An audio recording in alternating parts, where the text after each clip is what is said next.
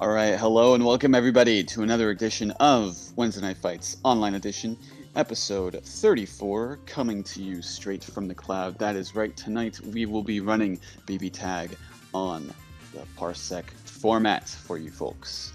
With me on the mic in the commentator's booth is the wonderful, legendary regular here at WNF. You know him, you love him, host of the Kraken Atkins podcast, the titular Kraken Atkins, and another regular on commentary here at WNF BBTAG, the wonderful, the mythical Lon Lily. How are you both doing tonight?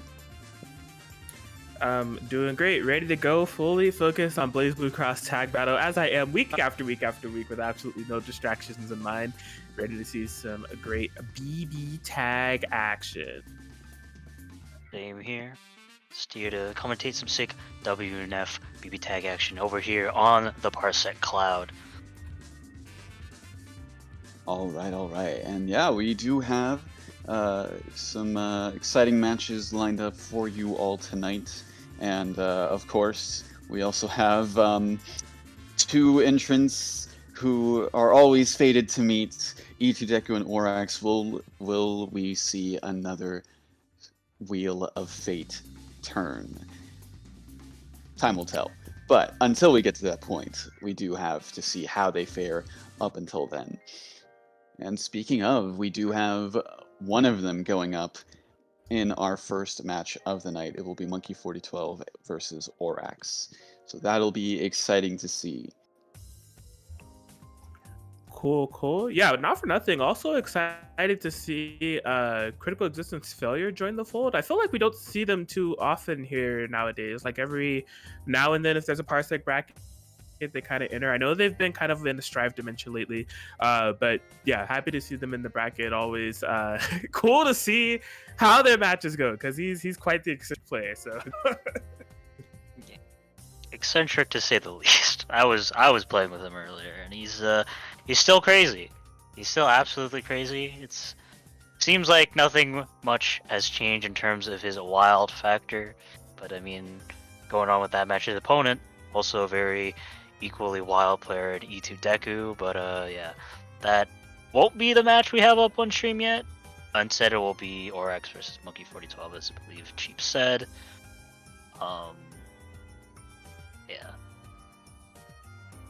Yeah, because those two are actually both in Strive currently.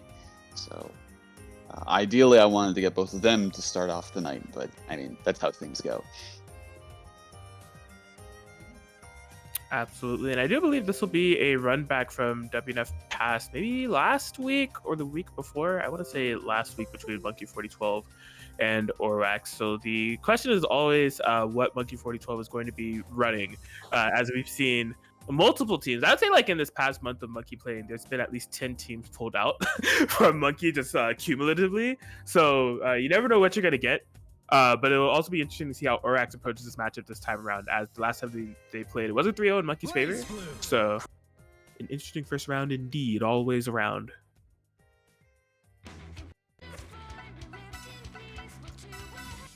But yeah, they're here, they're gaming. Probably going to get some buttons and stuff and affairs in order. We thank you all for piling in here. Another Wednesday Night Fights. Match Reno in the chat, exclamation point. We'll bring it up. Don't forget to hit that claim code button for the free 30 cents to the pot. There's a whole bunch of other stuff that's going on with the Match Reno, which we will tell you about probably after this match. Is the Discord stream currently up? No. Yeah. Yeah, it did.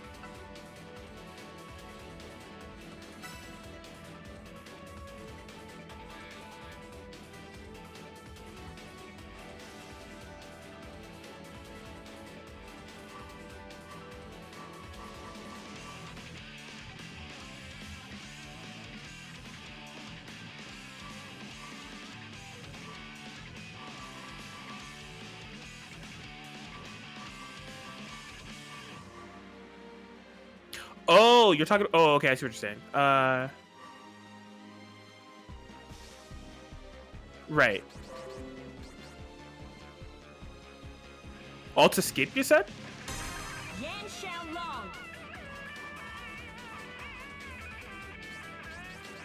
Oh man, when I do alt escape, does alt escape on my PC and not on the server.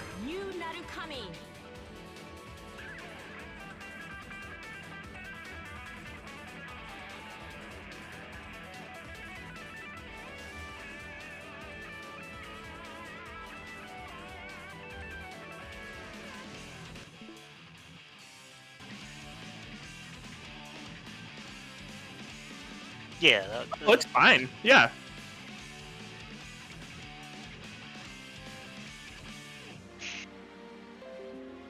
Okay. Yeah, no worries. Yeah, this is fine for us.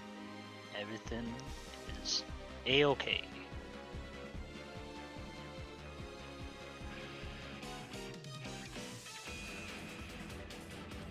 Yes. Okay. Now that that's settled, I'm pretty sure they're ready to start. Oryx is asking for a button check. Well, Monkey...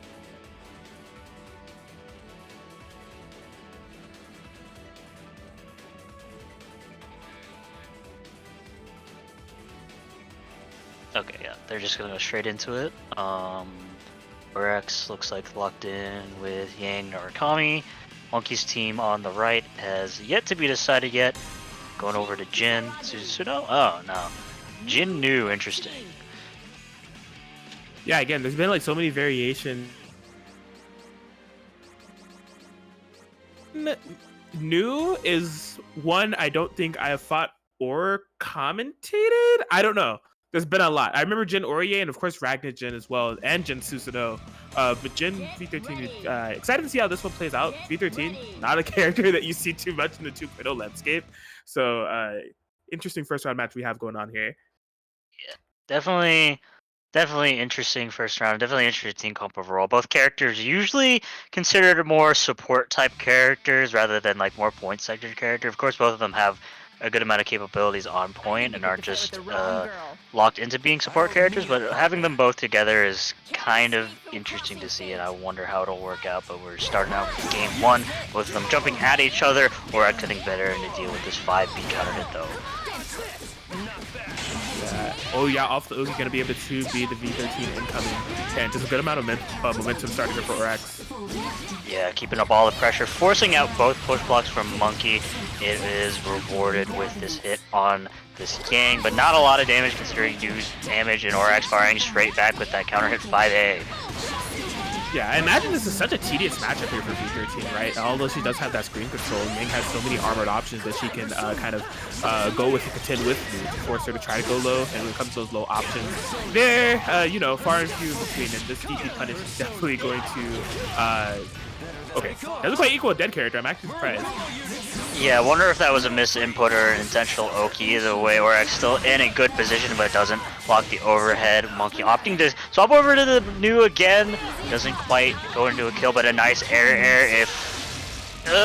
yeah, I think he was a bit worried about Yang not being able to come back, but still goes in with the process center. Baits the DP, and Oryx striking first blood on this new. Ooh, like Opal. Love that. Yeah, just run up Resonance activation, gonna be able to bait out the DP and get a full combo conversion here. Fancy Resonance combos in play too. Narukami is dead. Yes, just one mistake equals 11k. Oryx still in a very good position, left with a relatively full health Yang, not going to be in semblance just yet, but still good. But an excellent 2B, able to catch, but doesn't quite punish it. In the corner, jumping out of all his pressure, rolls in with a 5C, not going to be a kill. Oh my gosh, yeah, Oryx hit away from being able to take this Monkey, having to climb quite the mountain. Not as big of a mountain as it was. Yeah, that call on Narukami was quite clutch, but oh yeah, it's just gonna be the gun blast and be able to take them out. Oryx going up game one. Done already? Eat the firecracker in the face. Definitely a very relatively dominant round for Oryx, and it's looking like Monkey not quite feeling the Jin New. We didn't really get to see a lot of what it could do that match, but going to still be sticking with the character, just with a different partner all entirely. Yeah, I will say I like for Monkey having that gen combo on deck, because that was definitely a difference maker. Of like, if you did that call out and did not have the proper routing there and was forced to play that 2v1 for longer, I don't think they would be able to, or if they were able to last in that matchup for longer, that would be a lot harder, right? You'd rather fight a 1v1 than a 2v1. So, some good stuff, but Jin's going to be taking the back seat for their brother here. As Ragnar the Blood Edge has entered the foray. Okay, let's see who's stronger. Definitely. I feel like this is a more solid overall team comp with Ragnar New, but yeah, we'll have to see how it works out. Let's go. There's back and off. It gets hit with the boot, but doesn't quite believe in it. Ooh, yeah, that's coming out, but yeah, he lands in time before it is able to be punished. Yeah, there's very committal option there from Orax to try to anti-air with the DP, and was not correct at all. Oh my gosh, Gauntlet Hades off of the active swap instantaneously. Nice routing to DP punish on the rack reverse. Yeah, still stuck with his pressure, but just push blocks out. Yeah, the 6P in the behind. Tried to push block, but it didn't quite work. There's another push block. Yeah, really good 5B to catch that air-to-air. Yeah, you can see the momentum and pacing here has definitely been more monkey-centric. I don't really know if I want to say that's really a big attribute of Ragnar, though, per se. I think it's just more so Monkey has been playing some good neutral and getting some good hits going on here. Yeah, oh, catches him, baits the DP. As long as there's a combo, I'm pretty sure this is going to be killed. Doesn't even need to spend any meter. That good routing. Oh, that was cheap. The active flip with the D13 way in the back. Doesn't matter where the Yang lands. Gonna have to eat some type of Oki no matter what. And this is gonna be quite a bit of damage. Actually, it's gonna be a kill as Monkey's gonna be able to tie up 1-1. Yes, and as you said, definitely more just a matter of Monkey getting his momentum. I think part of that was having a better time opening up Orax, especially compared to Jin, because Jin, while he does have a couple more overhead options, his mixed game isn't quite as good as Ragnar, especially since Ragnar, you know, has classic Gauntlet Hades, which just opens up all the people, so it's just able to maintain a lot of more that momentum, and just using that 6P a bit more, but here we're going to be getting that DP punish there with the 4P, not a huge amount of damage, but still getting hit, unfortunate drop, and another unfortunate drop. But he's still keeping up all the pressure, but a nice block on that cross-up, and baits the DP accordingly. Yeah, a little bit shy on the damage, but DP punishes both ways here, so still both of them just kind of fighting their footing in the matchup. No significant advantages at play on either side. Yeah, but Monkey setting up a sandwich immediately goes for the mix, tries the beta burst there, but Orax's defense up to that point is still looking good, still keeping in this Yang. Okay, not gonna be a kill, I don't think, even with DAC, but we'll be putting her in eye burn. Monkey gotta be careful. I wonder if there's gonna be a raw tag. Yeah, relatively safe raw tag in the distance, but reverse hit 5B anti-air, huh? Ragnar the Blood Edge. Ragnar the Blooded indeed. Quite the crazy hitbox, and we're still back in this corner. Wakes up with the Zeodon. Probably going to be a DP straight back to avoid any DHC scenario. Still keeping up the pressure. Going to be tagging some damage on this new, but it's not a lot. Monkey just being very aggressive, making sure that Orax can't play the video game, but finally just allowing him to burst out. But it's like you're forever stuck in the mix, and you can never get out. But this Yang not quite going to be dead, I don't think so, but it's gonna set up some Oki. Nice block on the Gauntlet Hades and a nice duck accordingly. It's finally Orax's time to get started. Yeah, good punish here. Orax is... Oh my gosh, the Commando are gonna be able to punish the raw tag. Just a dropped combo afterwards. That was a lot of damage left on the table. Or at least getting a burst out of Monkey, you know? Yeah, a lot of potential resources. Okay, had to protect the Yang in that situation. Definitely would have been dead. Wakes up with the super. Yeah, Nu can't do much about that from that range. And now, of course, Ethan Mix was an empty jump low. Yeah, he's utilizing that safety HC. Now, the good news is that it was successful, was able to get the hit. Oh my god, gonna be able to punish here. I was gonna say the bad news is a lot of meter used, so not gonna have a lot in terms of damage potential, but nothing needed. As we see right there, B13 going down. Rampage time activated to call it Hades. What is happening? Yes, that's in the solo situation. Both there's pop-in resonance, but Monkey afterwards just opting to run in and grab. Meter gain looking kind of sus, but Ragnar damage is not the JC Balial Edge able to take it out, and Monkey on set point. Yeah, able to fire back and get that game 3. Something that's really interesting I'm noticing in the way that Monkey plays this team is the kind of sacrificial active swaps that we see. Given that V13 is able to cover the full part of the screen, right? They are really liberal with the way that they tag out Ragnar, or the way that they set up their active switches to see if you're going to try to punish or try to move, and then just full screen check you with V13. It's also like interesting the way that they active swap out of V13 in the Ragnar, of just like making sure she's full screen, using Ragnar 5P to launch him way across the other screen, and then just have a really hard to deal with active swap situation behind them. It's really interesting, actually. Sure, but the power armor prevails, only for a little bit, able to whiff punish the 5B. Oh, probably try to jump out there. Wonder if they're thinking there's a combo, but either way, runs in with a grab. Yeah, this gang is bleeding quite a bit. Seatbelt loop. Oh, it's very interesting blue bait combo. Can be opting to swap over into the U, but a nice coverage there with a 5B. Monkey is definitely cooking. Oh my gosh, yeah, going for the anti-air DP, just a little bit misjudged on the trajectory, but only a 4K punish to eat. Ragnar still getting bullied though, does not have the cross gauge back and has to eat a lot of this. Yeah. Oh, he's supposed to be on the other side of it, just letting him die. Man, I think it was a case of they didn't think that the Yang 6P was going to be able to kill Ragnar there, maybe misjudging the Yang resonance there a bit. Reversal super not going to be able to make contact. Yeah, gonna play it relatively safe here with this combo. Now it goes in with the safe jump. Yeah, double hitting overhead, you still got to block. Yeah, Narukami can be a pain to defend against in those situations. Able to get a DP out, solo V13, try to bring this back. 4 bars on deck. Needs to be careful about what they do here. You know, those needles with V13 is something that is a common super type of like solo V13 comeback situation. But yeah, there it is right there. Going to be setting up on the Ogi or X push blocks. Yeah, oh yeah, just runs into the 5B, goes in with the reset. Not gonna be enough for it, gonna be a kill, but try to bait the burst there. Or X not bite in, just needs to find a way to get it under this new, but gets crossed up. Yeah, Monkey has brought this back to where we have a 1v1 situation, just Narukami. Oh, able to find it with the JA, but not able to confirm. Monkey just down to a pixel. V13 damage, can it be done? Yeah, we'll have to see. No meter on his side. Just gonna have to be holding a lot of these mids. Doesn't punish it. Actually, anti-airs with new, surprisingly enough, and gets reset at the end with an EX Spike Chaser. V13. Special impossible as Monkey 4012 is able to clutch it out with the solo new comeback, take it 3-1 over Orax.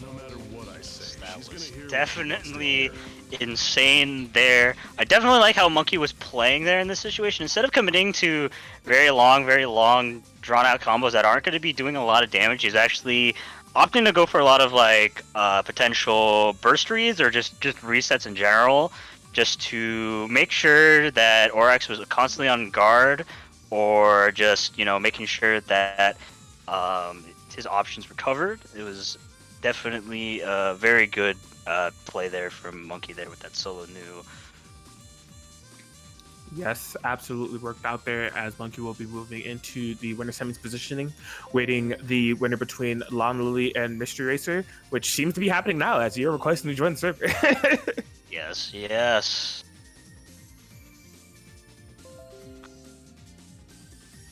Right. He versus Eric, the one and only Misterioso, or El Corredor Misterioso, as you would say. Yeah. That's the one. Shout out to BBTAG Argentina with the 5.0 patch. Yes. I am player 1. I'm on the left. I'm gonna ask for a button check first. Very cool, very cool. As you guys are getting that together earlier, match room. You know what it is. We've been at this for a while, so you shouldn't be a stranger to it. But in case you are, put match arena, or match sheep in the chat. We'll give you access to a link that is our virtual power for this turn.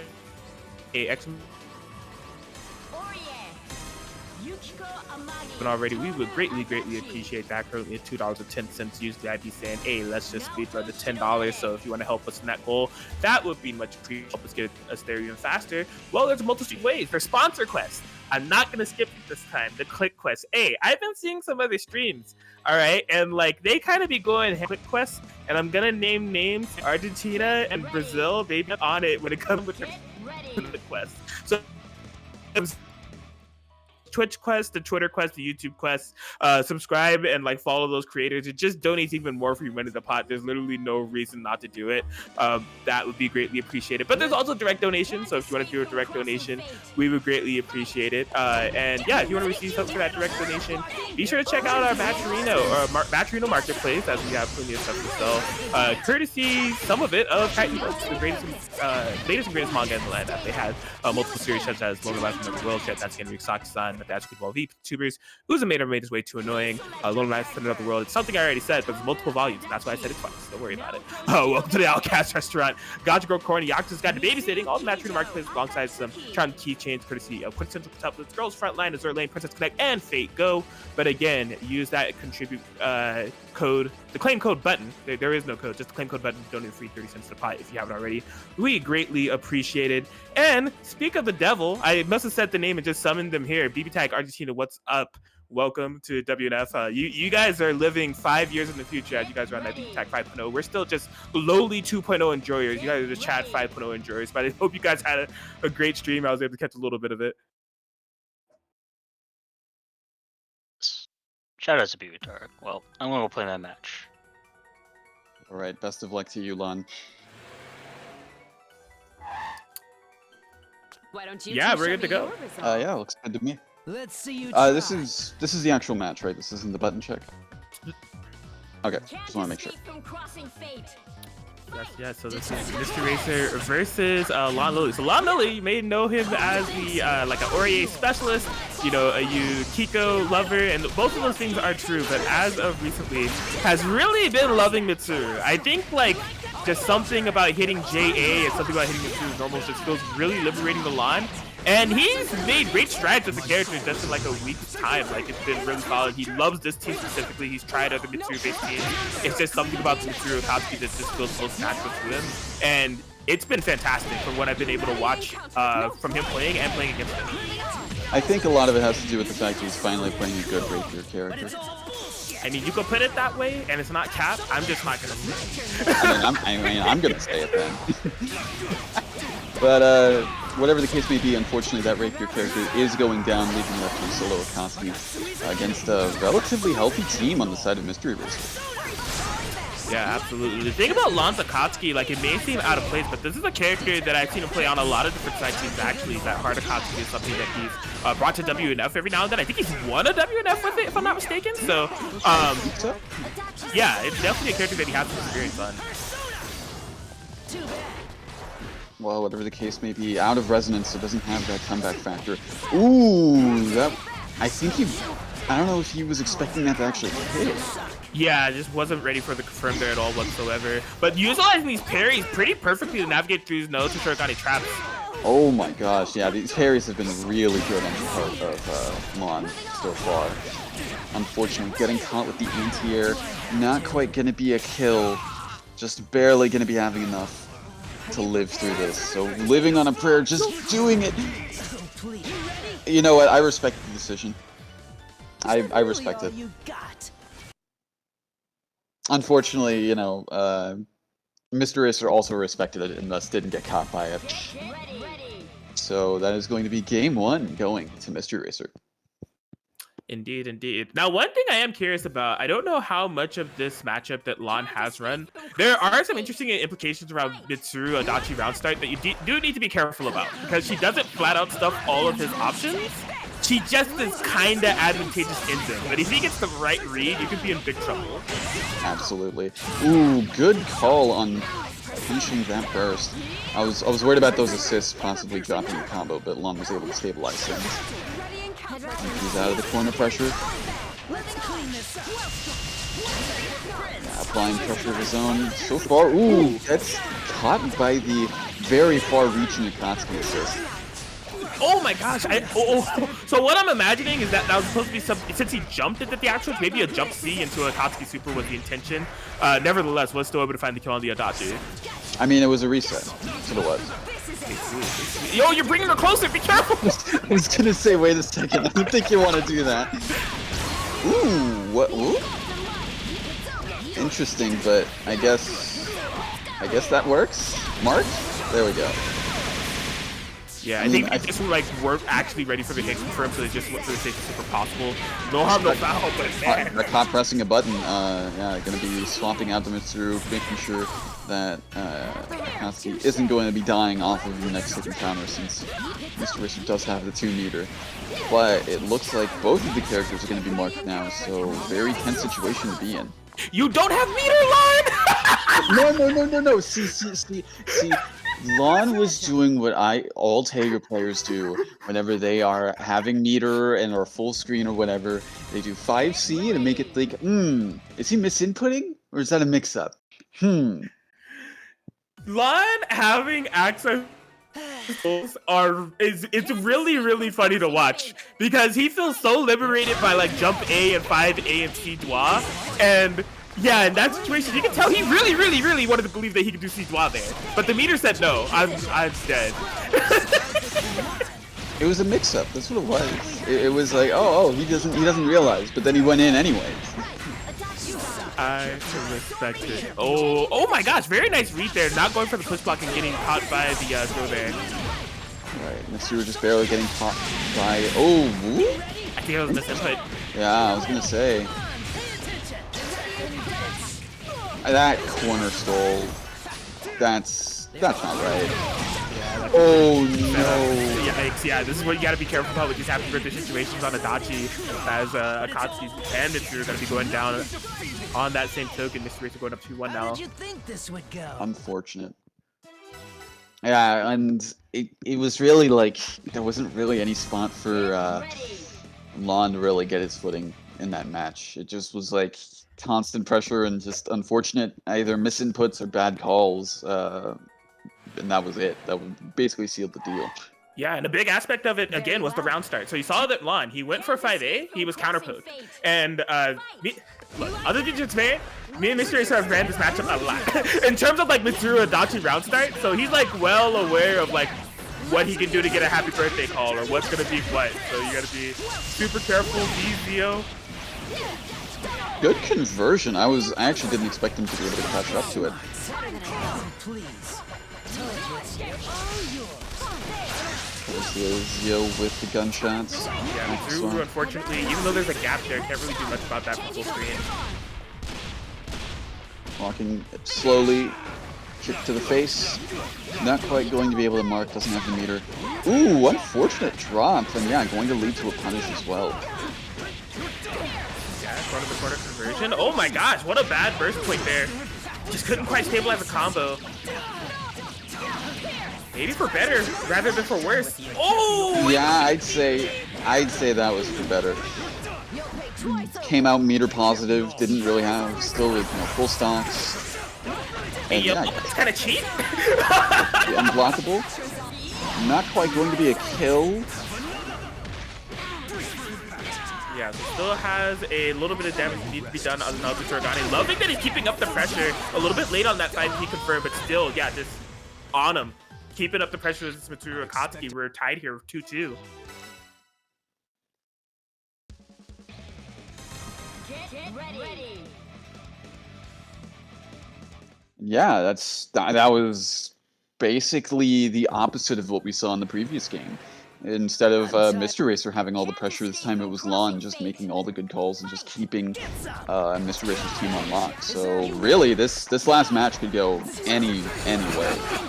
What in the world? Hey, I love watching Lon play this series. The jump A's, bro. Like, he just be swinging. It's so liberating. Like...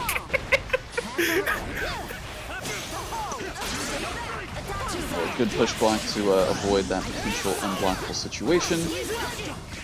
Not quite trying to get some throw leads on push blocks, but Alon not biting. Unfortunately, Mitsuru is very close to going down, and as soon as I say that she does go down, all out to solo Akatsuki again in... Oh boy, very disadvantageous position. Yeah, this is super rough here for Lon. If you're Mr. Racer, you have to feel a little bit of a sense of comfort having Mitsuru go down that early in that fashion. The Resonance is already popped too. As this time goes on, that Lon can't land a hit. They're just getting increasingly more in Mr. Racer's favor. Not looking too good. Resonance time is out, so now all he has to do is rely on the meter that he's given and the life that he has left. But unfortunately, that life is definitely going steadily down. The more we see this continue, not quite gonna kill, but now it's just a single hit is all it's gonna take. Yeah, you can see a much more liberal role. Oh yeah, with these DZOs and assist calls, anything will do it. And Mr. Racer able to find it as they get the 3-2 win over Lon Loli.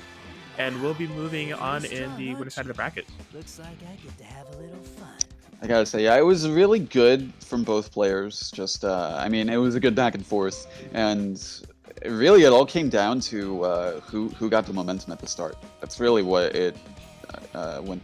You know, that's really what decided the way that the game was going to be played from then on. So yeah, good to both. And Lon still not out of this, has the losers bracket to go through, and we'll see how they do in there. Yeah, absolutely excited to see how that goes. I'm currently trying to not. There we go. It was doing the thing where I Alt F4 and it's like, do you want to shut down the computer? But I didn't freak out this time. It's just that just happens sometimes. I still don't know why, but we're out.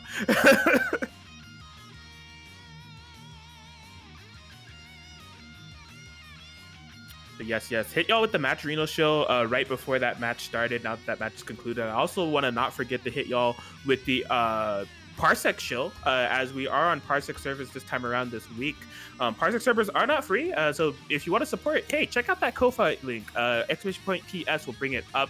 That goes directly to Parsec server maintenance.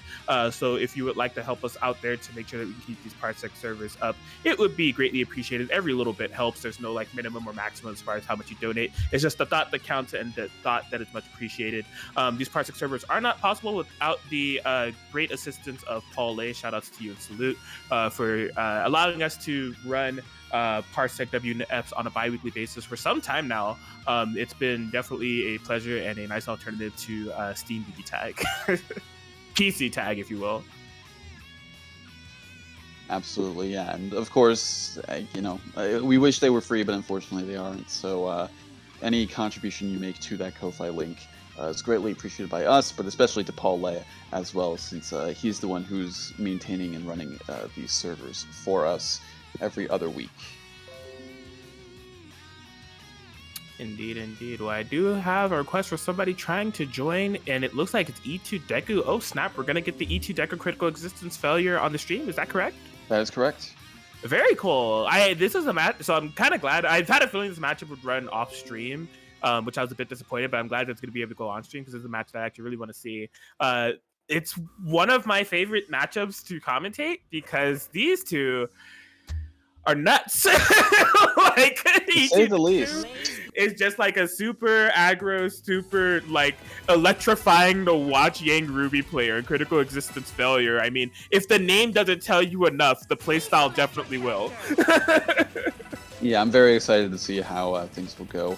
And it was a lucky break because since both of them were in Strive, both of them had to play their matches, and conveniently enough, they ended off of that at relatively the same time. So very cool. Well, I imagine we're going into a button check based off of E2 Deku's picks. yeah, it is a button check. Very cool. Get ready.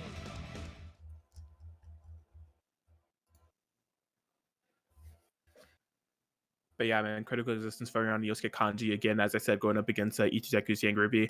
Typically, when these two play, they like. So although it is kind of chaotic, from what I've noticed, they tend to be pretty snowball heavy matches. Like one just gets kind of a read on the other in terms of the scramble and how the neutrals overall playing out. It makes sense of the chaos first. So I don't know if that's going to be the pacing of these matchups. Again, critical existence failure hasn't been joining the WNFs as frequently as they typically do. It's a little bit of reverse siding every now and then, maybe like once a month, whereas E2 Deku is just here week by week. So yeah, I'm just really excited to see this matchup play out. Absolutely, and yeah, it's. I mean, with teams like this, there's going to be scramble situations, and we've seen Ichideku shine throughout all of his appearances on stream in those kinds of situations. But very much looking forward to seeing how how things go. What happened? I don't know, man. All I see is last name Vermilion, highlighted, critical existence failure, disconnected. You're focused on the wrong Noel, buddy. That's all I got. Oh my god. Where is he?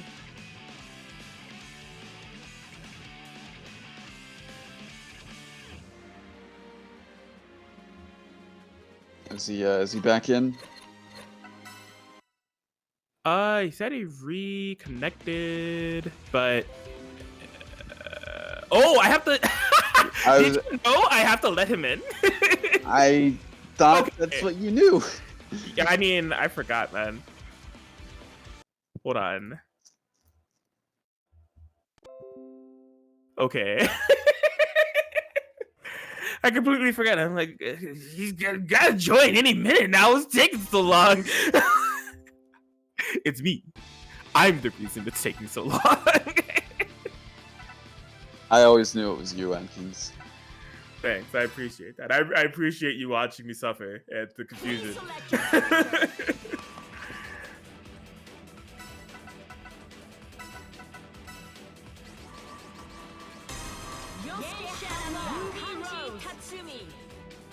Alright, well, we're here. Characters locked in. The buttons have been checked. Tropical Shrine, that's how I know that Critical Existence Failure has the power of the stage, because I think he always chooses that. Get ready. Get ready.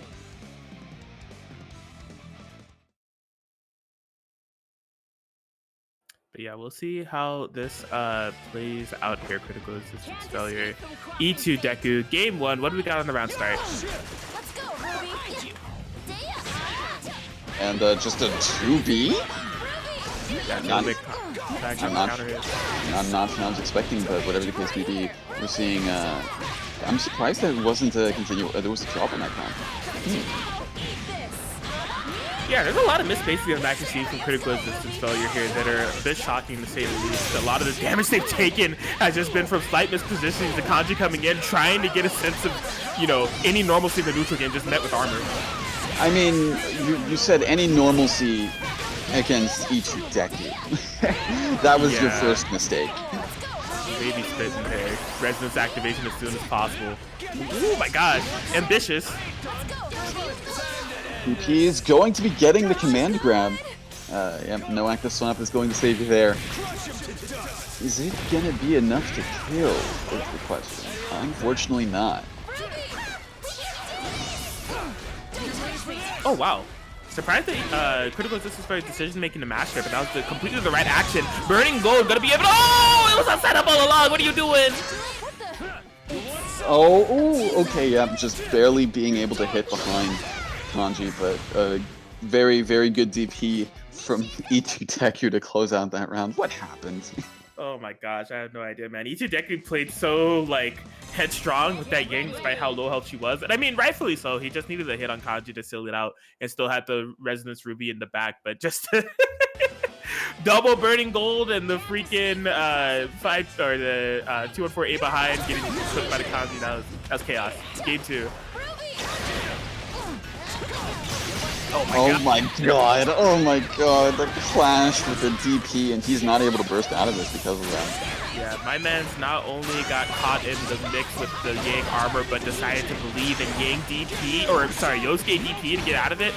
It's a big X for me. 7k damage. What's the Oki? There is no Oki. Armor. Basically, man. Not for nothing though, this has definitely been a little bit better pacing from Critical Existence Failure in this match, as this Ruby is already being melted away.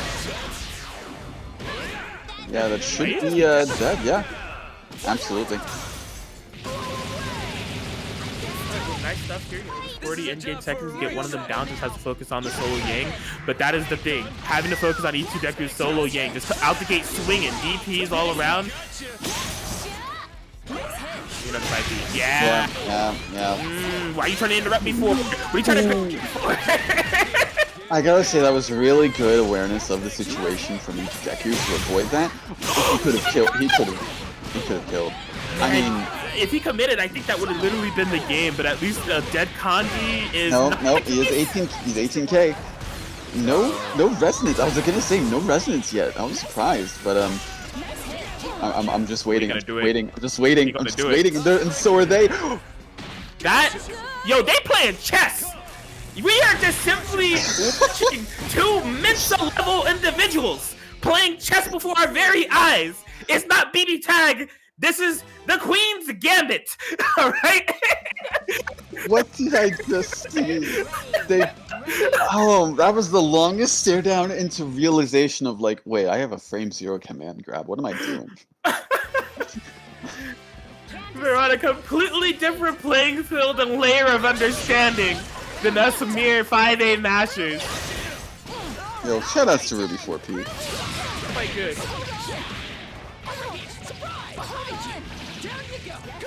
All right, man, that was just the second game, wasn't it? This is only game 3.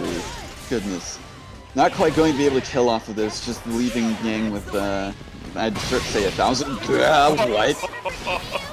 I don't know what I'm the most shocked at. The fact that he really tried to challenge and believe the jump B, or the fact that it clashed. I don't know. Either way, Yang's gone. Solo Ruby trying to bring this back. These matches are disappointing.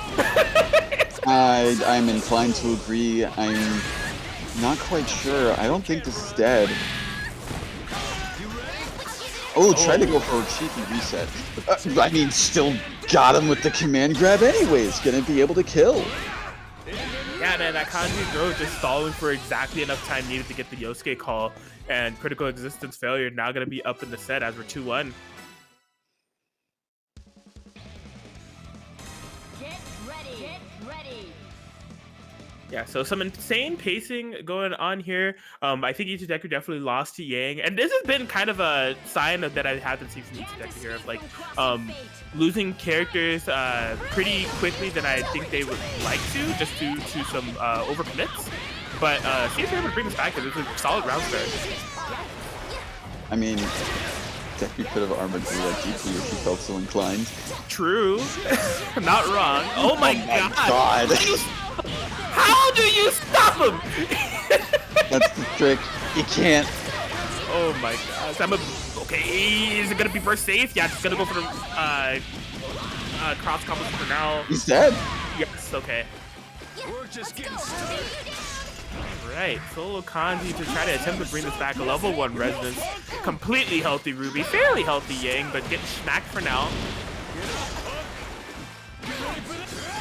Oh, the 5C.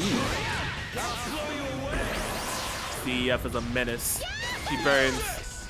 It's a movement option. Oh, footsies! Maybe spending the meter? Nope, choosing to save it. Oh, could have been very bad. He's testing the waters right now with the resets to see what Ichideku's reactions are. Just to see if he can pepper in a command thrower here and there, or what exactly he should do when he lands resets to try to bring it back. The thing is, Ichideku is not giving him any other situations that momentum, which rightfully so. He's made up quite a bit of ground here despite it still being a 2v1. Well, with that command grab, that is going to be sealing the deal and taking it to a Game 5 situation, tied up 2-2. Yes, absolutely. That's something about critical existence failures play is like whether it's on solo Yosuke, solo Kanji, or Yosuke Kanji, they're well aware of multiple reset opportunities and a bit of gimmicks, I'm not gonna lie, that they're able to implement in the matchup, and they'll kind of knowledge check you in some sort of decision making to see what you're doing. I think that's what those checks were, but they just didn't really commit to anything that could have really kind of put it to the character's death there. Absolutely. Well, despite getting a little bit of damage on that Kanji assist in the beginning. Ooh, that's one of them right there. That's a reset that you were talking about that we haven't seen in a while. That looked really weird, but able to get the burst with the anti-air. And yeah, gonna be getting some good damage off on this Reaper. Oh no! Man, what if my command throw reset setup was also a safe jump? Critical resistance failure. Let's go. Yep, and Ichideku not bursting, going to be sacrificed in the Ruby, leaving out to solo Yang. We've seen her do some good work, and as she was about to right there. Oh my goodness, just challenged in the air, going to be spending the meter, getting as much damage as they can. Oh no, that's dead. Indeed, that's going to be doing it as critical existence failure. Double super imminent. And yes, Yang will be going down. Critical existence failure able to take it 3-2. I gotta say that was pretty much as chaotic as we expected it to be. Just about. But yeah, good stuff to both, and good stuff to Critical Existence. Despite us not seeing him for a while, coming back with a good showing thus far. Indeed. That one, like, man, it was really hard to call like whose favor was gonna go in, just the way that everything was kind of shaping up. But yeah, they brought it together. Gonna be fighting Yo-Fave Scrub next in the winter semis.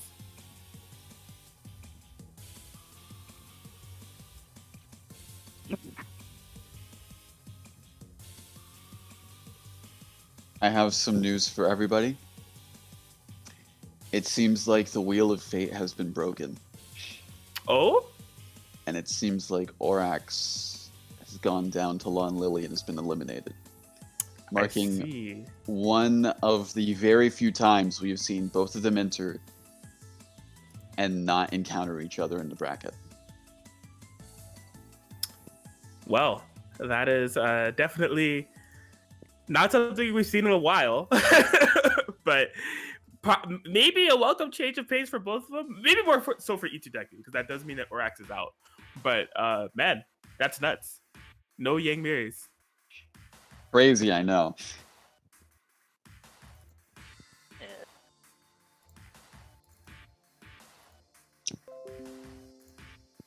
All right, but I do have Mystery Racer attempting to connect to the server, which means next match we'd be having up here is Mystery Racer and Monkey 4012. Yes.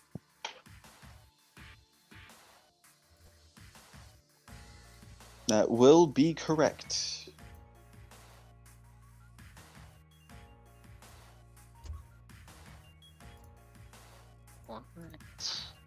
Well, Monkey versus Mystery Racer. These two have definitely fought a good amount in the past, but I feel like when it comes to like these WNF brackets, these two often don't fight each other, at least from my memory. So I'm sure like on the side they have a good amount of like matchup experience against each other, but I'm not exactly sure how their matches usually play out, especially with Monkey's kind of inconsistent team comps over the past WNF. So it'll be interesting to see how Mr. Racer kind of adapts to what Monkey has in store, especially since Mr. Racer also has like two team comps he likes to swap to. I'm kind of curious if he's going to stick with the Naoto Adachi or more go over to the Team Pay to Win Adachi.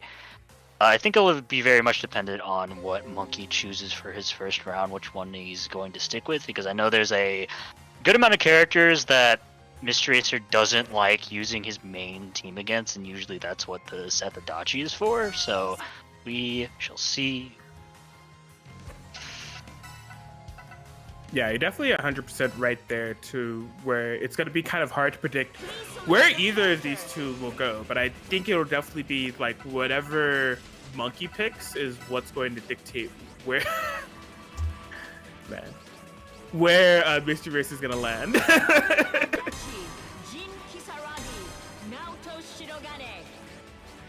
Yeah, it seems like a Monkey is committed to this Gen V13, at least for starting out. Yes. Mr. Racer has asked for a button check. Monkey, yeah, going into the character select screen, picking Celica Platinum. I don't know if Monkey is the secret OD Celica player, or secret OG Celica Plat player, I should say, but it looks like they will be honoring a button check. Celica Plat. Has it ever been picked before? I don't know. Let's ask you 30. Have you ever seen this team? I think that is a no. Silence speaks 1,000 words. I was like, ask the Celica man himself. Has he ever seen another Celica play this team? To my knowledge, no. Yes. They have an intro together. Kind of cute. Yeah.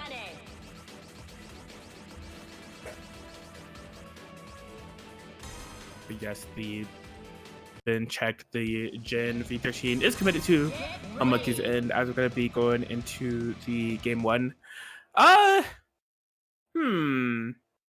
So, one thing that I think will be key to look out for is how Mr. Racer will be setting up those Zio situations. Because in the previous matchup we saw A Zio, Naruto 6P, B Zio against Mitsuru. She doesn't really have many options full screen. But Jin V13, I think they both do in between that gap, so we'll have to see how that plays out. Yeah, Monkey's starting off already. Mr. Racer trying to wake up with violence. Okay, unfortunately that DP misses out. 3 bars on deck. Monkey sets up a sandwich, but no active swap mixes. Good jump out. Oh, sets up another sandwich scenario. This time it's the mix-up. Yeah, just great on the pacing thus far in this matchup. Oh, another pickup. Yes, those new 13 combos can go surprisingly long. Yeah, ooh, good using that invul frame, sketching that JA. Oh my god, yeah, the 6P still out as well. Mr. Racer definitely bleeding right here. Gonna take some damage onto this new, but it's not gonna be enough, and the Adachi will be going down immediately. Yeah, that was just fantastic usage of the active swap there. We see there again, a similar situation there, but not actually committing to the active swap. Of just like not really needing to do anything with your point character, 6P from Jin just being the mix all around. Yes, definitely. Jin 6P, definitely one of the stronger assists in the game for sure, and one of the aspects of that is the fact that it doesn't leave when you do an active swap like a lot of other projectiles do, so you can use it for some very ambiguous left-right mixes like you just saw there. Oh wow, 2B start. Somehow a forced sandwich situation here. What a drop. Yeah, good jump out of the sandwich situation and gets a happy birthday for his trouble. Yeah, that's a lot of damage with the B Zio in the back, just setting up shop. Yeah, this is the matchup I kind of want to see play out here, because you saw that Monkey tried to challenge with the 5D, and it really did not take out any traps or anything at all because now it's done.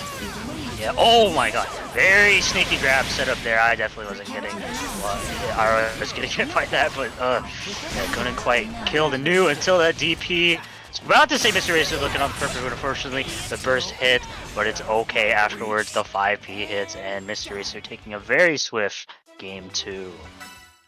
Yeah, not quite a flawless game there for Mr. Racer, but very close to it. Just some good calls and kind of good navigation of the move control overall to bring it back. But we do see, as a result of that, Monkey is going to be swapping over to the Ragnar V13. Interesting swap here. Like something that I also noticed from the previous game is that Monkey is opting, or sorry, Mr. Racer is opting to play Shirogane Point. I don't know if that's something that they necessarily want to do against Ragnar, but we'll see how it shapes out. Can't escape from crossing fate. We'll see. Oh yeah, already going for the round start 2H, trying to show us the knowledge. Gets the 5-8 counter hit, but doesn't believe in it. Not going to be activating the CC. Pressure. Noose getting smacked in the back, but so is Shirogane forcing out a burst. Mr. Racer, nice check, but he's just mashing on the wake up. Yeah, and matching for good reason, so that's going to be able to catch this happy birthday. Something I'm noticing, I think the reason for the Shirogane round start and just the Shirogane-centric game plan as a whole is to countercall Monkey. Just give it. Oh, that one just goes straight into the Mudo. Gonna be able to kill confirm here on Ragnar. Yeah, and the new left mark bleeding as well. Has to be real careful. Nice tech on the throw, but you're still in the pressure. Nice jump out in the sandwich situation. This should be another swift game for Mr. Racer. That's gonna do it. Yeah, and again, just another game with some very Mr. Racer centric momentum. Just really able to find the hits they needed. That double mark definitely helped. But it seems like we're seeing the actual final evolution of the Monkey picks of like just combining the two. A very Blaze Blue lore filled kind of like rotation of teams, as the true ending is Ragnar Jin. Yes. No more new 13. It is now the brothers that will have to make this 2-game deficit into not a deficit. See, definitely this is one of Monkey's, at this point, mainstay teams. So we'll see how Eric does against it. Once again, going for the 2A round start, not working out. Monkey smacked right into the trap, just being really annoying with his trap placement, playing a very zony, heavy focused game. Wait, yo, Jin 6P breaks Adachi's persona? Yeah! That's actually really good. Yeah, but the good thing was that DP double jumps out. Okay, gonna be active swapping to avoid any situation. Mr. Racer still in a good position. Gonna play it light there with that combo. Unfortunately, that 6B doesn't work out, but Buzz baiting the DP and goes for the Gauntlet Hades reset. Right? Throw it. Is that a kill? No, not quite. Needed to extend the combo for a little bit more, but that, yeah, that Dashi is bleeding. Going to be cashing out. Okay, yeah, that Adachi is still standing. I actually would have preferred if Monkey went harder on that Adachi. Oh my god, he just didn't block? Yeah, he straight up just, like, got hit. Like, he didn't, it wasn't an arrow blockable, he just simply did not block. Yeah, and what a crazy turn of events that entire last couple seconds there. This match has been fast. Just one person takes the momentum and just rides it to victory, and yeah, just seems like the other player really can't get much going. So yeah. Something that's so interesting is that I feel like counter calling for Mystery Racer has been such a big aspect of the macro of these sets, but that Gen 6P being a wall for a Dachi 6P is something I'm inclined to believe Mystery Racer just straight up didn't know, but Monkey knew, and boy did it shape out some of the aspects of that previous match. Yeah, that 6P, man, it's so good. Yeah, oh. It was working so well for Mystery Racer, but yeah, here we are. Oh, yeah. Kind of a dangerous ice card, could have been a happy birthday, but going to be, yeah, setting up the BZO. Not going to be a combo, just going to be a very simple push block out. Going to try to mark the Ragna, but yeah, the CC happened, but that 4P coming in clutch, going to be swapping in the Ragna right now. This Shiragani's bleeding. How did Ragna 4P hit in front of him and behind him and still hook it up for his brother's combo? That's nuts. I don't know. Just runs in with the grab. Mr. Racer not ready for this. Should be a kill, yeah. I mean, that's a situation where you basically have to shoot if he wants to die, and Mr. Racer opting to go with a Shirogane. Yeah, solo Shirogane coming in here, level 3 Resonance, maybe coming directly into a sandwich, activating the Resonance right now. Oh, wasn't able to confirm off of that mid combo reset. Gonna be giving Mr. Racer a chance to, yeah, lock in some chip damage.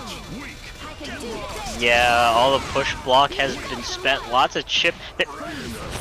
Yeah, just simply ran out of the Hamon. Gonna be able to get a little bit of a super and a mark on Ragna that, depending on how this matchup plays out, may be clutch for later if they're able to get a kill on Jin, because Ragna can definitely regain that health. But if they're Muto away from going, I don't know. Yeah, Mr. Racer definitely has to be very aware of Monkey's meter gain, because as soon as there's 2 meters on deck, you have to be worried about Toga, but now you have to worry about a sandwich situation, but a nice DP out. Has to be really careful with this Ragna. Mr. Racer playing it very patiently. Just gonna... Ooh, okay, yeah, good. Just not shooting the guns there. Didn't want to get hit with the 2B. Still, just Mr. Racer playing very patiently up until the very end, where Monkey just whips out the DP and will be sealing out the set. Indeed, 3-2 going in Monkey's favor, as Monkey is going to progress into the winner's final side of the bracket, giving us the full rotation of these teams. Bless. Brother.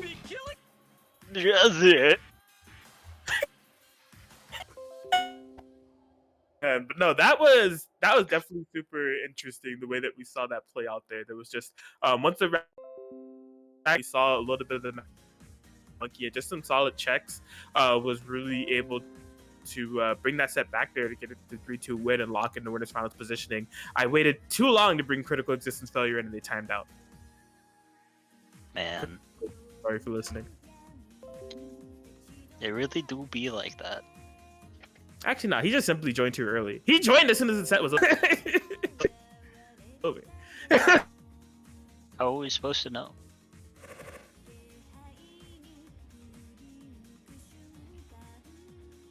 All right, so this critical existence failure, Yo Fave Scrub coming up on deck. This will be our first time seeing Scrub play on stream.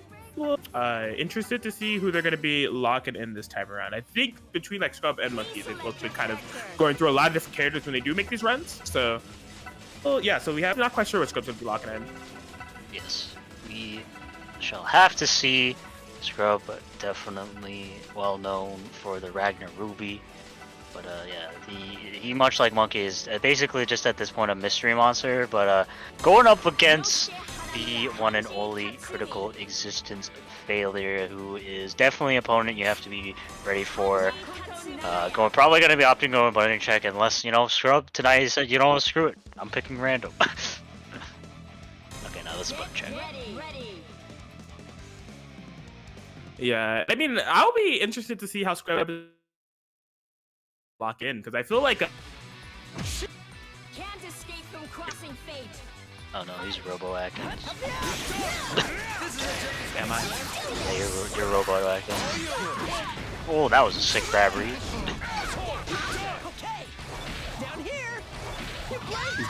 Ayo. That hitbox was crazy. This is a job for a real man. This is a job for a real man. Is this the kanji mating call? Might be. This is what it looks like when real men fight. Heck yeah. Please select your character. Yosuke Hanamura, Hanji Tatsumi, Alright, am I still Naoto Robo Shinobe, Atkins? Ragnar the Don't Blooded. think so. Alright. Alright, let's go. Yo face Scrub, locked in with the Shirogane Ragna. Yes, indeed, indeed. Ready. But yeah, as I was gonna say, even no matter what Scrub plays, I feel like this is a matchup that hasn't happened in quite some time. Even beyond Critical Resistance Failure not entering too many WNFs, I just don't feel like they've played very often or too recently. So see how ready Scrub is gonna be for the Critical Resistance Failure antics. Can't escape Yeah, from you crossing fate. definitely, as I said earlier, not only is this Kanji Yosuke something you have to be prepared for in order to fight, but you just gotta be prepared for Critical Resistance Failure in general, but already starting out with a mark on this Yosuke, I have to be already careful with them. 0 bars in deck, but activating the CC. Nice! Moonsault over, but you're still in the mix. Gonna be swapping over into the Ragna, but just gonna be opting to push block out. Oh, yeah, really good. Gonna be going in Gauntlet Hades, but that's a good place to burst out for Critical Existence Failure. Ooh, that was interesting. I think that was a command grab, not a regular grab, but either way, both characters marked. Oh my god, gets hit with the 5B. Doesn't fall for the reset though. I'm so surprised that Critical Existence Failure went for the reset there in the first place. There was a assist gauge there to tag on a beefy amount of damage against both characters, but I mean, not for nothing, getting a good amount of damage here on the Shirogane. Yeah, oh yeah, I definitely like that. A very aggressive burst out. Okay, yeah, baits the DP on the Kanji. Ragna could do a lot of damage, but I don't think he can kill in this situation, especially with the meter gain so far. Not going to be opting to fish for it, but goes in with the Gauntlet Hades, and that Kanji is dead. Ooh, okay. Yosuke Moonsault able to scope the corner. Gonna be able to tag some damage here. A lot of ground that needs to be made, though. Oh my gosh, the 4A on the tech forward. Yeah, and not going to be opting to burst. Going to be saving that Shirogane just in case that super could have killed. Mark on the Yosuke, so it's definitely a good decision to keep the Shirogane in, but what's the mix? Nice block, but doesn't contest afterwards. Going to be push blocking out. Yeah, it's time to set up the fort, but Yosuke very easily can get through it with that JB. Yeah, and I feel like Critical... Resistance Failure needs to be careful in the way that they're moving. They're a Hamon or a Mudo away from dying, so if you commit too much, you could just be donezo, and that was... It literally happened before my very eyes, like... Yeah, that was kind of a... almost like a 50-50 situation of who was going to come up top in that scenario, because Raw Hama has no invul, so if that V-Slash was connecting...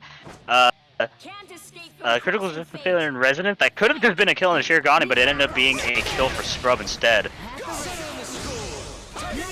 Force damage off of this. Whiffing on the 4P, which may have been a mix in itself, who knows? Yeah, who knows with the Critical Existence Failure mindset goes in with a Gauntlet Hades. Unblockable. It's the best move in the game, gonna be landing, punishing that JC. Yeah, this has been, in terms of early momentum, another Scrub dominant rounds. We've seen just all the block strings, all the chip. Kanji so low, but able to find a hit. Yes, probably going to be swapping over into the Yosuke. Very good decision, letting that Kanji heal up all that health in the back. Be careful about how you call him as assist. Going to be bursting out there on the Yosuke. Stuff clashing, but falls into the trap. Doesn't convert off it, though. Oh my god, just the perfectly angled drop kick to get over the gun blast, or yeah, the little trap on the ground and the shotgun there. Good defense so far, but doesn't block the grab at the very end. Ooh, okay, that was almost scaring me. Oh, blocks the DP, able to kill the Kanji. Yeah, just keep him patient. There was a lot of back and forth in terms of momentum and blocks done there between both players, but the kanji was low the entire time, so Scrub's just waiting to see if the was going to commit and punishing accordingly. Now they just have this solo Yosuke to work with that they're already doing work on. That's for sure. Popping the resonance immediately, keeps the pressure up with the 2A, cash it out into the DVD. Doesn't even need the DHC to kill off this Yosuke and Scrub on set point. Close. Smart. Yeah. Perks of playing those Persona characters, Scrub was able to activate that 4P. Know that no matter what critical resistance failure do as far as the push block was concerned, and block was still going to be there. So just catching the toes. Maybe critical resistance failure thought they were going to be able to jump back there, but here. Let's take the mix. Nope. Can't escape from crossing fate. Fight. Insulting in chaos. Right there. Yeah, just a bit. Kanji chair doing multi-purpose tools and getting rid of those Naruto traps. 5B classic critical resistance failure reset, but just opposite jump out. It was the right call. Ooh, and baiting that command grab super, going to be a mark on the kanji. And going to be activating his CC afterwards. Sets up the sandwich mix as well. Unblockable too, but doesn't keep it all burst safe. Yeah, the wake up DP, no fear here from Yosuke Scrub. The Gauntlet Hades have just been cracking domes throughout the entirety of this set. Going to be, baiting that DP, an unfortunate call for critical existence failure. Stuck in the mix, and there is a mark on him, so I think this should be dead. Looks like it, just Hama and get him out of here. Yosuke Scrub going to be able to take it 3-0 over critical resistance failure. This team is really interesting. I think Scrub is definitely... they get to... We do see a lot of like meaty 4P calls when he plays Ragnar Ruby, from Ruby, right? With like her 4P to kind of enable Ragnar's mix. But it's like single hit, and like you can push block our way to kind of like... provide some type of counterplay or escape when he activates the cross combo situation. But given the way that Shirogani's 4P works, with it being multi-hit and being a Persona normal, it's actually maybe a bit better for Scrub to get like their mix activated from there. And even if you push block her and he activates cross combo, the 6P is still there. Looks like a pretty good team, not gonna lie. I see the potential. I definitely think it's a very strong team, and it's a Ragnar team that I personally like playing around with. Definitely feel like it fits Scrub's playstyle of just kind of never letting your opponent play, as you mentioned before, that 4P with the good lockdown, especially since Persona, and you can just can't push block it away. Definitely very good for Scrub's game plan, as well as that Shirogane 6P, which is not only really good for controlling neutral, but also incredibly good for lockdown for a lot of the same reasons like a Persona normal is really good, because it's just completely unpush blockable. So it's definitely a very scary team, especially in the hands of Yosuke Scrub. Indeed, indeed. Well, we already have the next match getting started up here. Critical Existence Failure and Lon Lily. If I know Critical Existence Failure, even despite just playing, he's going to ask for the button check. I'm going to go on good faith and tell y'all about the Matcherino. If you guys haven't already, please click that link in the chat. Click the claim code button. Donate a free 30 cents to the pot if you'd like. We would greatly appreciate it. Shout outs to, oh my God, okay, we got some stuff going on here. We are currently at $31.85. I think that's as a result of some direct contributions. Thank you to Jake Contribution for your direct contribution, and Q Pavato hooking us up with a direct contribution as well. We greatly appreciate you and your consistent donations here at WNF. Absolutely. And yeah, if you want to do direct donations, those are perfectly cool, perfectly fine. We would greatly appreciate those. Those sponsor quests, don't forget about the sponsor quests. Please do those if you have not already. Those donate more money to the pod as well. And Match Marketplace, you know, you know it, you love it. There's great things here for sale. Kite and Books always hit us up with some great titles. Be sure to follow them on Twitter to stay up to date of all the recent additions and all things Kite and Books that are going on. But they have a good manga library here at the Match Marketplace, built up over last year. So and some continuations on some titles. You know, bought some in the past. There's sequels and even like part 3s that are out now. And there's Charm to Keychain, courtesy of like Fate Go, Quintessential Quintuplets, Girls Frontline, Zern Lane, and Princess Connect. But yes, the claim code button for the free 30-cent donation to the pot. Please be sure to do so if you have not already.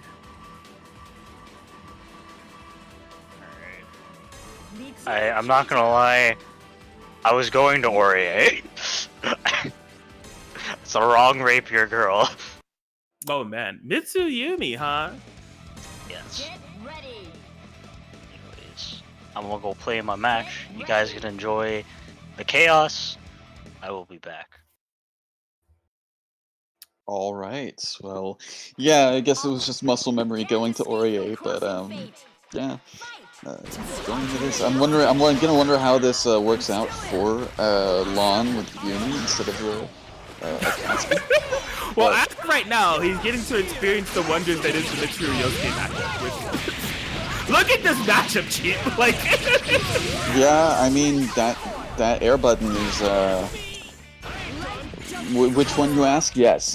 Yosuke just straight up died to Mitsuru interaction. That's hilarious. That's how it is, man. That's how it's always been. Stand aside. I'm gonna get Lon to play Mitsuru. You don't gotta play this. Like, if you wanna just draw at 16, you just have a teaser there. The snowbirds are not gonna pick up. But I get it. I get it. Oh, calls out the jump with that EX grab, and oh no, going to be.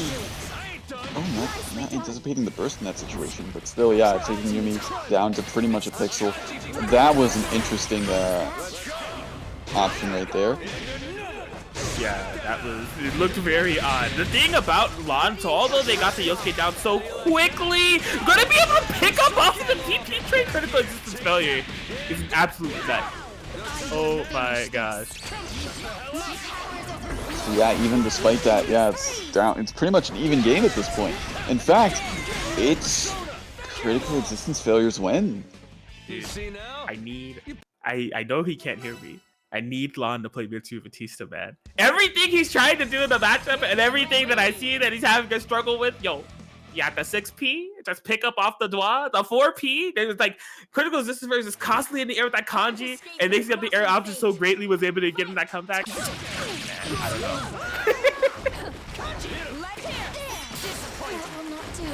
And the chair pulling double duty, hitting both the point and the assist in that situation, and of course, the zero buttons. He needs to be banned. He's enjoying that button way too much. I mean, you caused this. Yeah. It's just the fault of your own. Possibly. I cannot confirm nor deny any of my. You literally just confirmed. No. Yes. DP safe interactions from critical resistance are going to be bringing the Yumi down, and critical resistance seems to have found their footing in this matchup. Just getting a lot of more interactions of theirs going. Oh, that would have worked too if it was facing the correct way. Yeah, but I appreciate, you know, the headstrong efforts of just staying in there. Simply JA. Quite a strong philosophy. You're stuck in the mix, stuck in the corner. What are you gonna do? Push block out? Yeah, but you're out of resonance, so no more of that comeback factor. And unfortunate trade. That is going to be a dead Mitsuru with critical existence failure up 2-0 in the set. Lon, just do it. Lon, just do it. The Robo Girl. The Robo Girl with the lasers. Oh, it's committing. Mitsuru Yumi. I believe.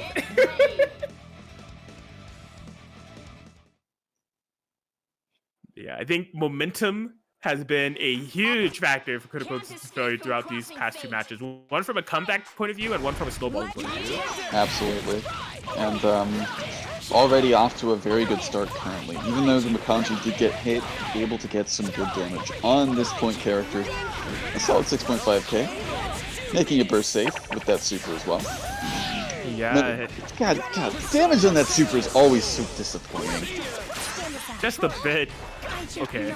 I was getting a little concerned because it definitely felt like Mitsuru was getting melted slowly but surely, and I didn't want to see another solo situation of trying to make this comeback. But I mean, Lon just hasn't really been able to find a point of opportunity to play the game, to be real.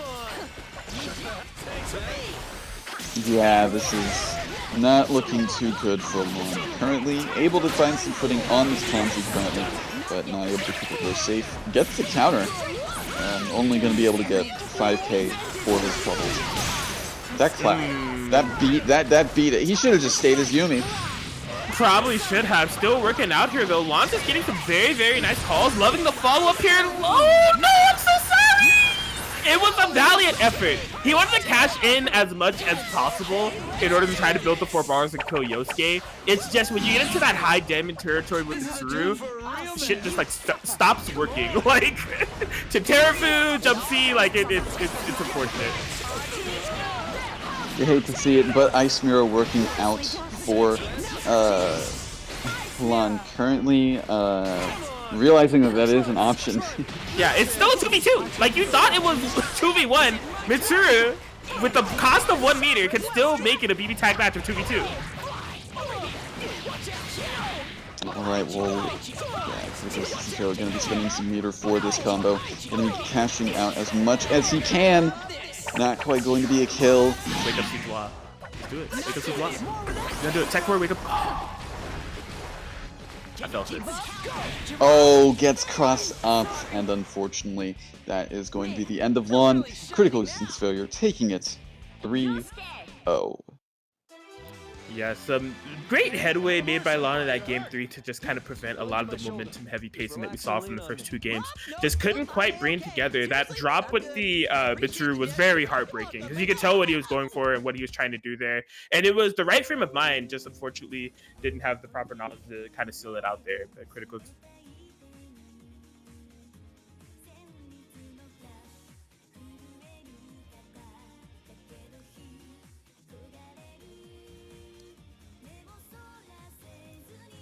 So yeah, that does propel Critical Distance Failure to the loser semis. They will be fighting the winner between Mystery Racer and E2 Deku. Are they next on stream or are they already playing? They already played. I see. So it is going to be a run back. E2 Deku and Critical Resistance Failure will be going up again. Very cool, very cool. Looking forward to see how that match plays out. Let me go ahead and accept E2 Deku into the survey.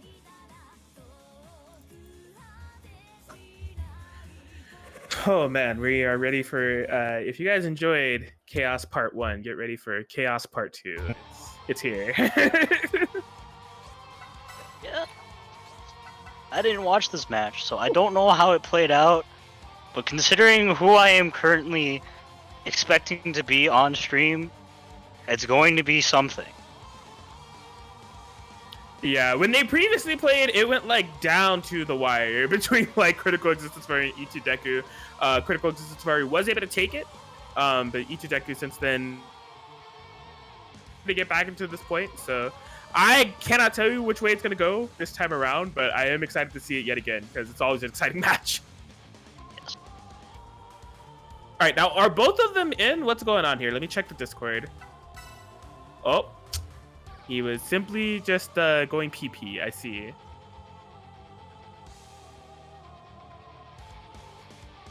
What's happening here?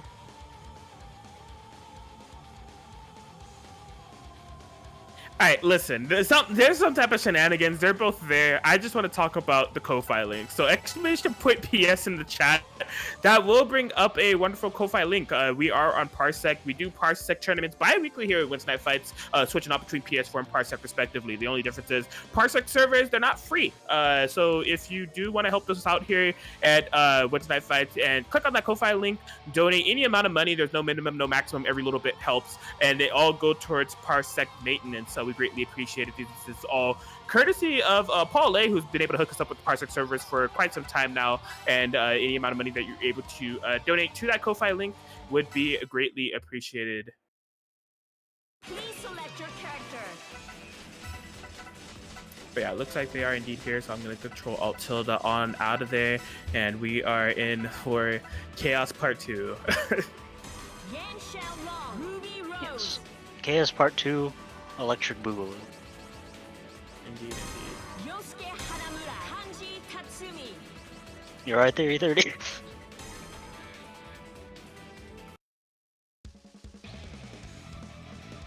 I see. Ready. Get Okay, good. ready. Go ahead and check. Critical Resistance Barrier. 10.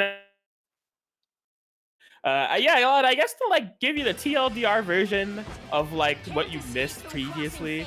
I mean, there was a lot of Yang 5Bs. A lot of what do you have to say, man? A lot of Yang jumpies, just a lot of armor. E2 Deku, super offensive. We saw a double super. He did Burning Gold with and the Burning Gold that it hit. critical existence failure did the critical existence failure thing. I mean, it's just like they clashed on a moonsault and a JD. It's just like, you know, exactly what you would expect. Absolute, utter chaos, I see.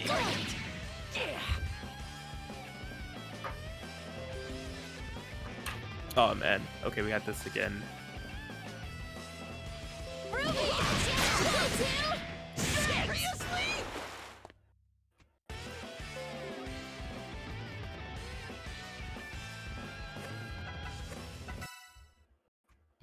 Okay, critical existence failure in. I really should do some asking around on why my hotkeys don't work, because I could avoid that of having to back out of the game and let people in once they disconnect through the hotkeys function. It just doesn't work when I do it, when I do the shortcut. I don't know why. Weird.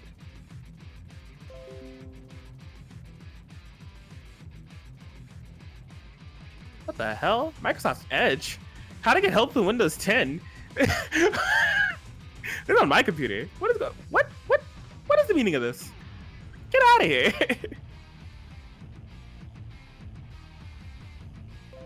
Microsoft Edge. Oh boy, critical existence failure is not in. Okay.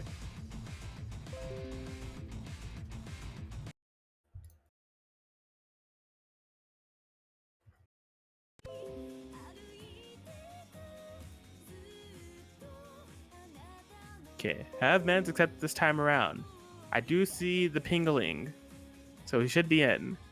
Let's try this once again. No bars intended.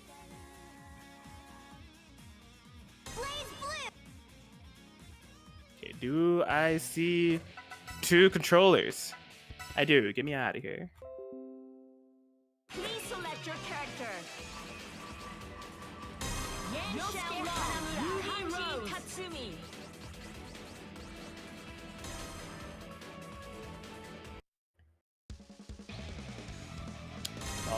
Alright. So yeah, E2 Deku critical existence failure. This is a fight for the top 3 positioning to be in the money that Match Arena Marketplace, or not Match Arena Marketplace, just the Match Arena as a whole, as I mentioned earlier.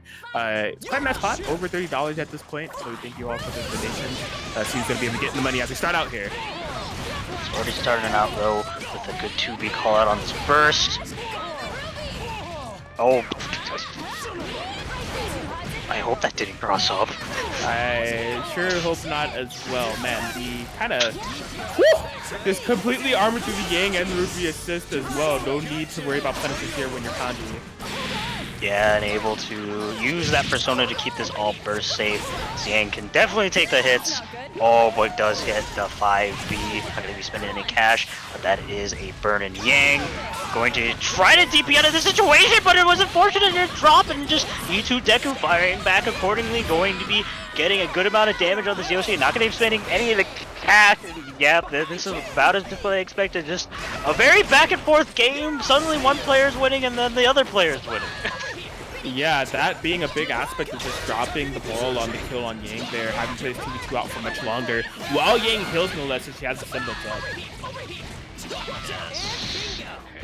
Looking right now in critical existence failures. Favor right now hits the 5C, no partner in the back to support him, so it's not going to be a kill. Oh, I think he wanted the other super there, able to cross up in the corner, not going to be able to DH the Yang to save her sister's life, but still it's okay, left with the semblance.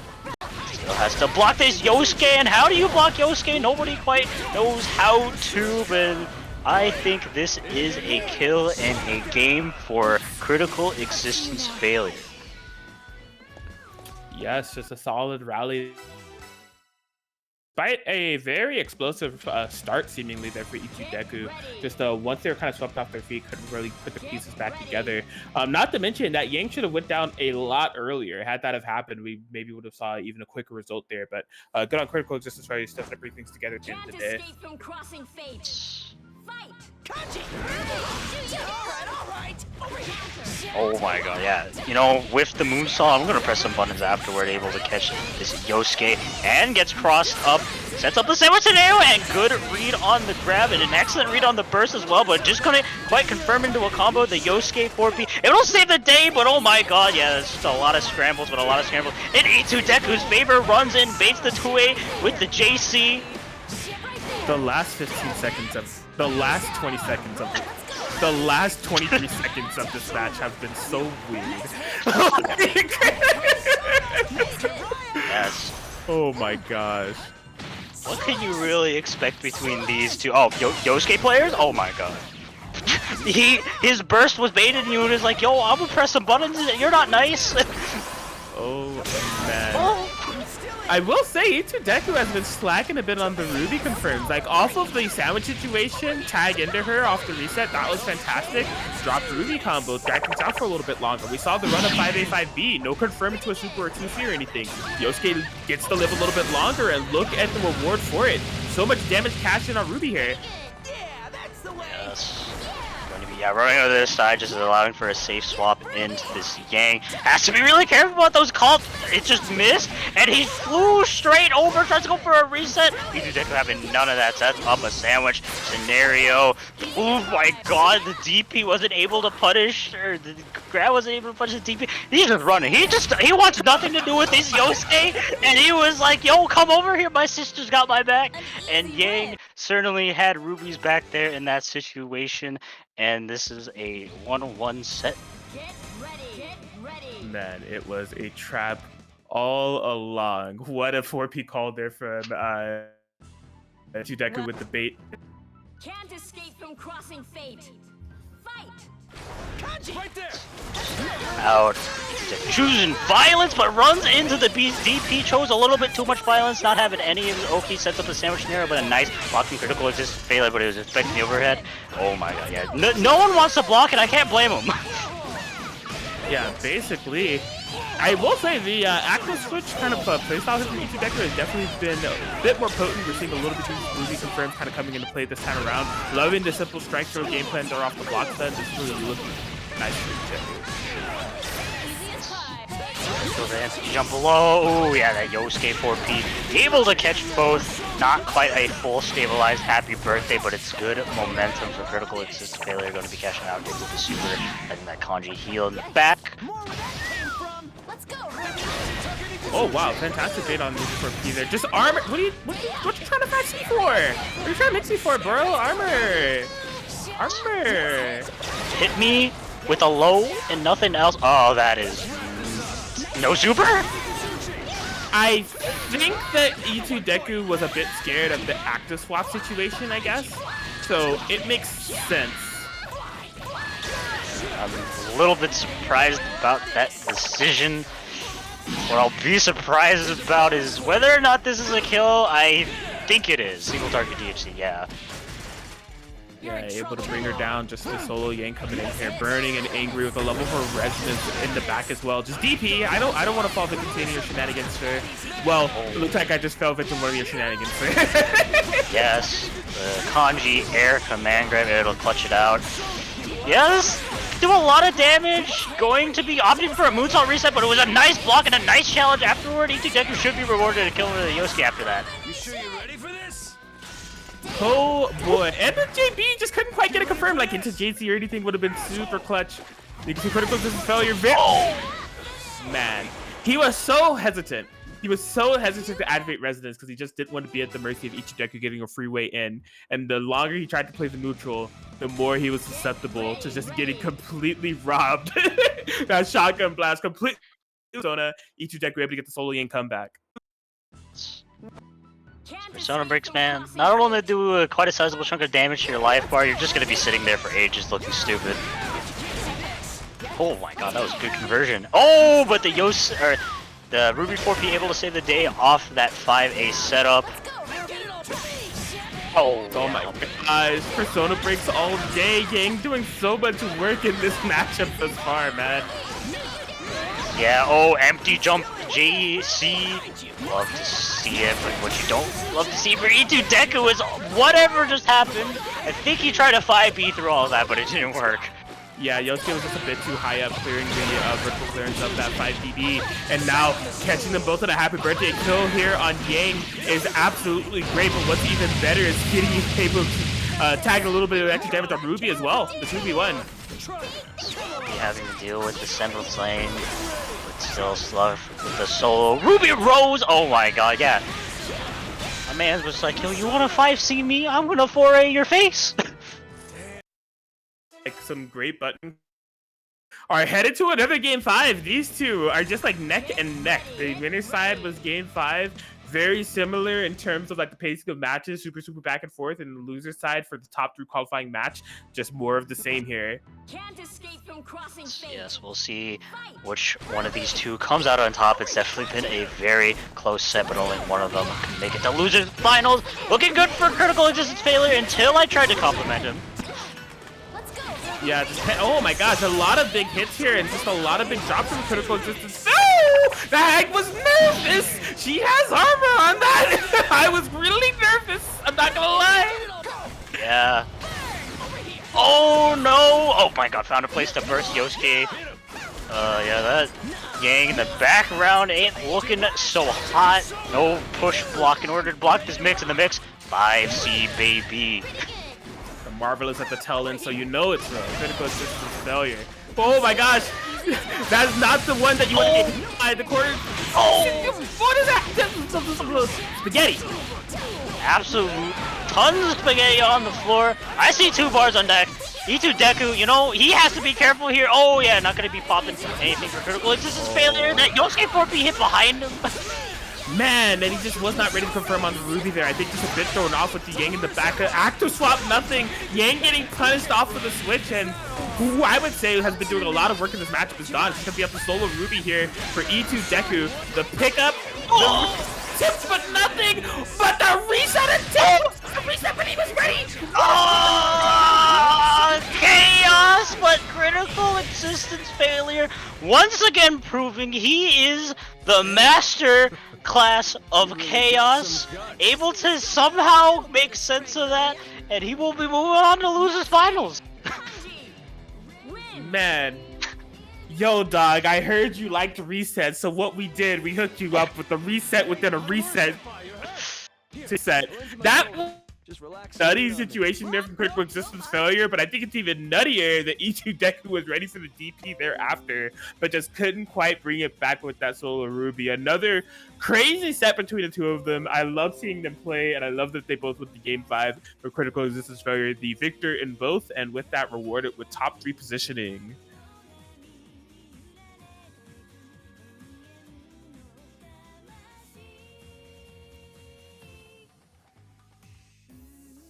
Man, oh man, that was definitely everything I was expected from the match and more for sure. That was chaos.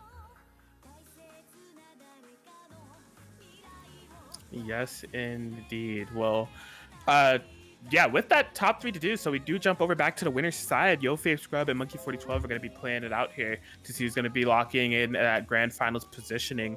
Now, we have been seeing quite a few Monkey matches. They have all been on stream, and it seems like the tell has been to lock in Jin Nu, Ragna Nu, and then Ragna Jin on their game 1, 2s, and 3s respectively.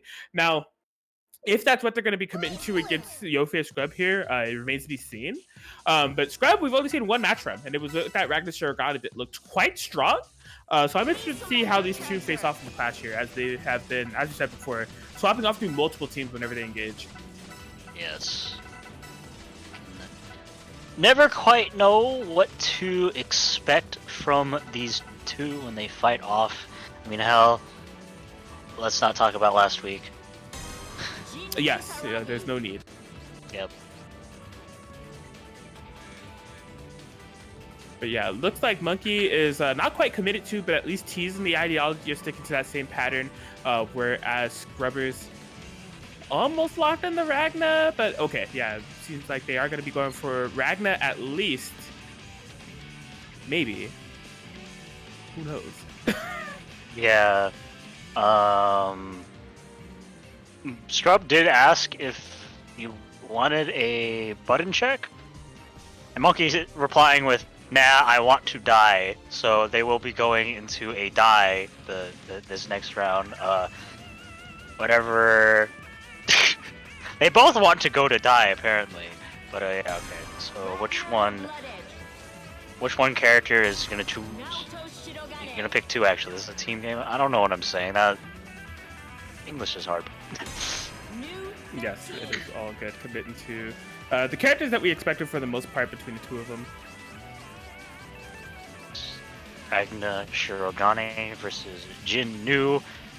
Yes, two of these players definitely, basically the kind of the front runners for the winners finals for the past WNFs. So it's no surprise seeing them here in this winners finals. They are good to go whenever they start. They're complaining about work, but that man, they are taking forever to go into the game. I'm just saying. And I feel that work life it be hitting different. Get ready. No matter how much they say they need to hurry, they will be starting out now.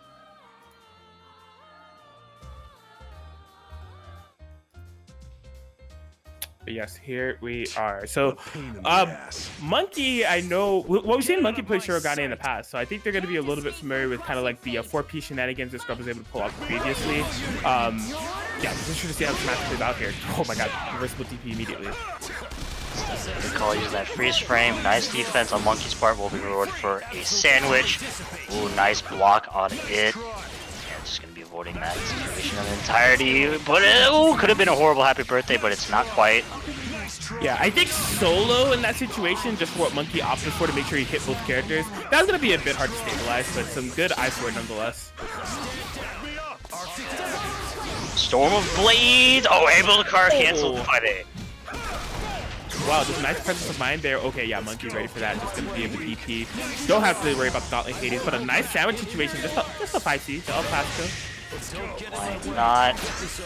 Jump in, out. You want to find an opportunity to switch into the Shirogane, let that Ragna heal in the back. And, oh my god, yeah, that Jin 4P able to catch the Shirogane, but unfortunately drop on the combo. Both of them trying to choose violence. No one really clashing out, but from activating the CSD. That should be a dead Ragna, and yeah, not going to be a mark due to the fact that it wasn't the Resonance combo. Monkey already firing back there with the Spike Chaser. Oh, okay. Oh my god, throw bait as well. This is huge here for Scrub. Oh, what combos do we have? Does have those on deck. But what's kick? That's the most important part, or is it? Or is it? Keep it Meezer positive. Yeah, oh yeah, didn't shoot out the gun. Monkey opting to use the new super and get a lot of chip damage. Definitely gonna put Scrub in a situation where he gets touched and he dies. Yes, that new 13 Resonance. If there's anything that she always has, if there's anything about V13 that's been strong throughout the years, right, it's definitely her Resonance when she comes in. The amount of chip that she's able to do, the supers, the passive meter regeneration, it could be pretty tough, you know? You should have seen this coming. Yeah, Monkey playing that out very well. We're seeing a lot of I don't know. There's a lot of interesting ways I see Monkey active swap out when they have the freedom of playing V13. Like, they will just literally, for their active swap, just run up with their point character and just simply active switch. Like, it's punishable, but he wants to see if you're going to try to hit them. Yeah. Okay, yeah, I needed to pump the brakes a little bit there. Good DP to avoid the 6P, but the ass part of it didn't quite stabilize. Jin getting shot out a little bit, but so is the Ragna getting hit. But this combo isn't fully stabilized. Yeah, the super able to come out in time, able to catch both characters. Not going to be a happy birthday though. Oh, tried to beta burst in that situation, realizing that that super might have not going to kill. Gets hit low, forcing out a burst from Scrub. Yes, and all of this has just been so on point here for Monkey. We're really starting to see this Jin U13 shine, because we have seen a cycle of teams through Monkey once this team isn't able to quite get the job done. But I think we're really starting to see what it's really capable of here as we're just kind of rallying this momentum. Yeah, the face Scrub definitely put on the back foot here in this situation. Not a lot of health left, but it just takes one hit from Ragnar the Blood Edge to really get something going, but not, that hit's not it. Yeah, oh yeah. Yeah, Monkey trying to go for the constant sandwich setup, which completely makes sense, but just finally checked out of one of them, and now, oh man, this is as canon as it gets. That is V13 going to be acquiring a new but used tattered coat. No, I don't think so. yes, with that combo there from Yofish, I'm going to be able to get it with the solo Ragna comeback. There's quite a bit of ground to make, but I mean, it's Ragna. We've seen it. Here on and here out. Once the resonance is activated, get that life steal back, we're good to go. Yes. All of my man's needs is just one good solid hit, and he will start just gaming.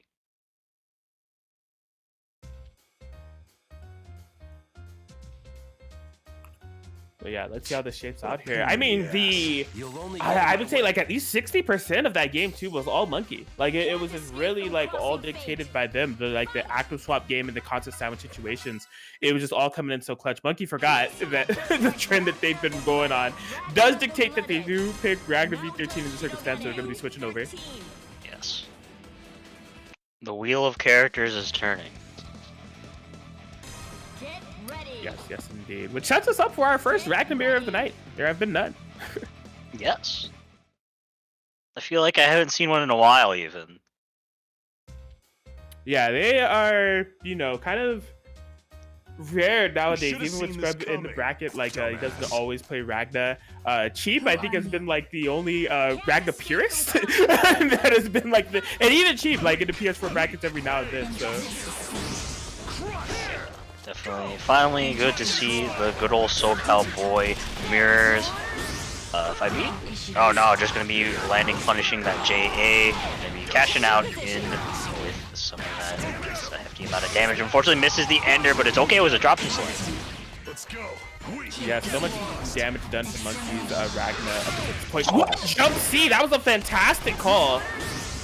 Yeah, that was insane. Good fight B as well. Able to catch the Ragnar in the back. Yeah, that guy is not going to be able to play, and this new is also going to be marked, and this is dead as long as he can root into a proper kill and firing back with a perfect. Yeah, I mean, it's redundant to say, but despite it being a perfect, there really wasn't anything there from Scrub that couldn't have been executed any better. Just fantastic calls, and I mean, really smart routing there from the Happy Birthday to not only get the kill on the Ragnar, but also to mark the... New? Yes. I almost called her Lambda, which like that's not who that is.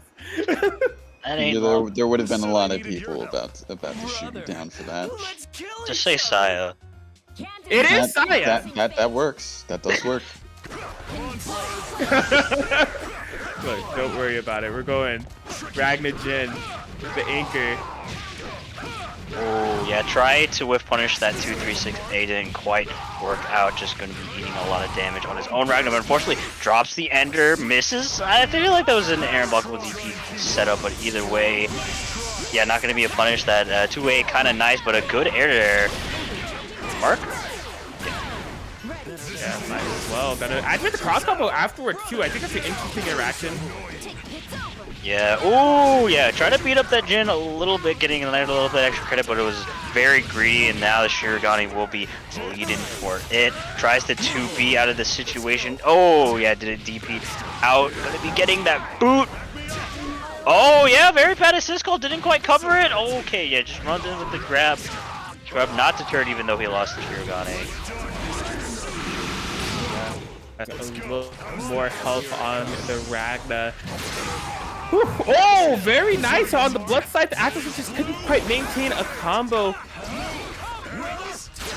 Yes, swapping into the Jin, runs up with the grab. I feel like that should have been a kill, but it had to be a stabilized combo. Oh, great active swap, but doesn't stabilize it. Man, Monkey has had all these hits that have could have equated to a game from here, but oh my gosh, maybe the mental stack of that many drop combos starting to get the better of Monkey. But hey, there's drop combos on Scrubs in two. Wasn't able to quite get it. The 4P straight into the hookup from the brother there. Monkey able to close out this game that lasted for a bit of a long draw there. Yeah, just a ton of very critical mistakes on both sides. But a fatal one there at the end for Scrub definitely would have been a good way to kind of equalize the playing field there with that dead Jin. But yeah, unfortunately, you gotta finish the plate. Scrub did not, so we are now on set point 2-2. who will move on to the winner's side of Grand Finals. We'll find out. Oh wow, starting it off strong here, gonna be able to get hit on the Ragnar with the corner carry, hooking it up, but another drop combo here from Yofe Scrub. Fortunately, a lot of drop combos, but in a sandwich scenario there with the Gauntlet Hades, it really is the best move in the game. That's kind of cute. Gauntlet Hades, even in that situation, just being a sandwich maker. Not bad. Best move in the game. Best in the game indeed, but that DP able to not make contact with the 6P. Yofe Scrub getting hit low, and his DP is baited. Looking good. Monkey setting up a sandwich scenario. What's your blocks like? Just gonna be opting to burst out there at the end. Got all the traps in the world, and all the patience in the world from Monkey as well. I think you're just content to sit on the life lead, not commit too much. I'm not sure how I feel about that. I mean, like, Scrubs, Ragnar in the back of the healing life. Monkey is in the corner. Yep. I don't know what side you had to block that on, but either way, suddenly Scrub is not on the better end of this deal, able to burst out in the end, tries to bait the burst. But yeah, no meter on Scrub's side, just going to be swapping into the Shirogane, not going to be whip punishing that 5B though. Yes, Monkey able to find themselves out of this corner now, trying to set up one of their own. A wake up 2B there from Scrub. They are scrapping right now.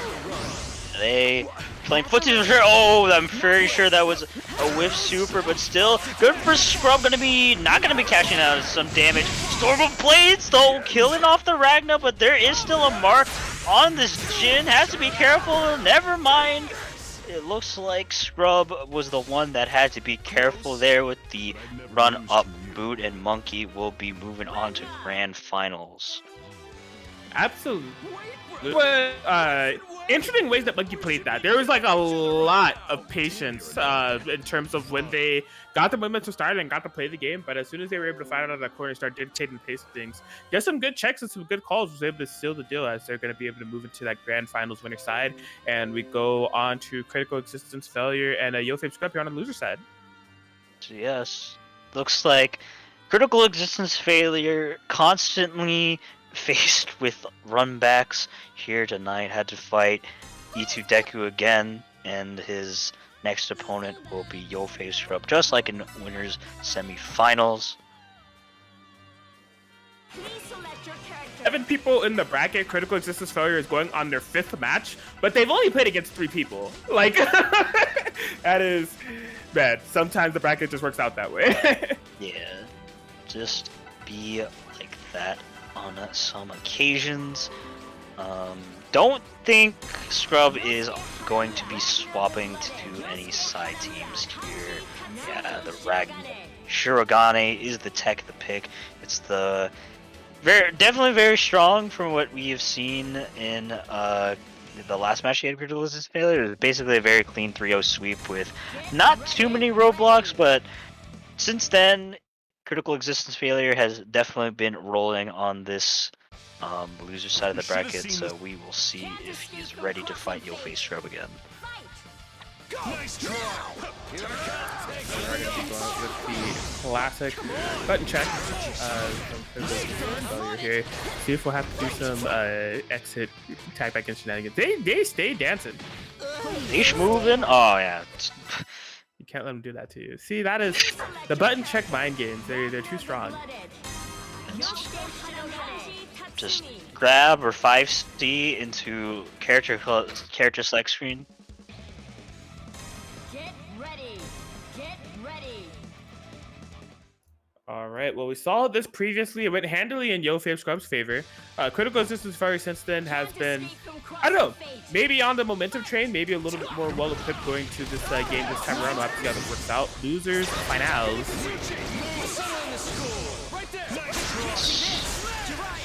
Jumping out of the situation, but didn't respect the Yosuke 6B. Not ready for it and falling for the reset. Yeah, not bad. Yeah, a lot of the receptors starting to hit here. It's going to be bursting in, get Ragnar out as soon as possible. Oh, the multi-purpose Naruto Shirogane 2B there. Oh my god. He really just said, yo, Yosuke 4P cringe, I'm just gonna grab. Yeah,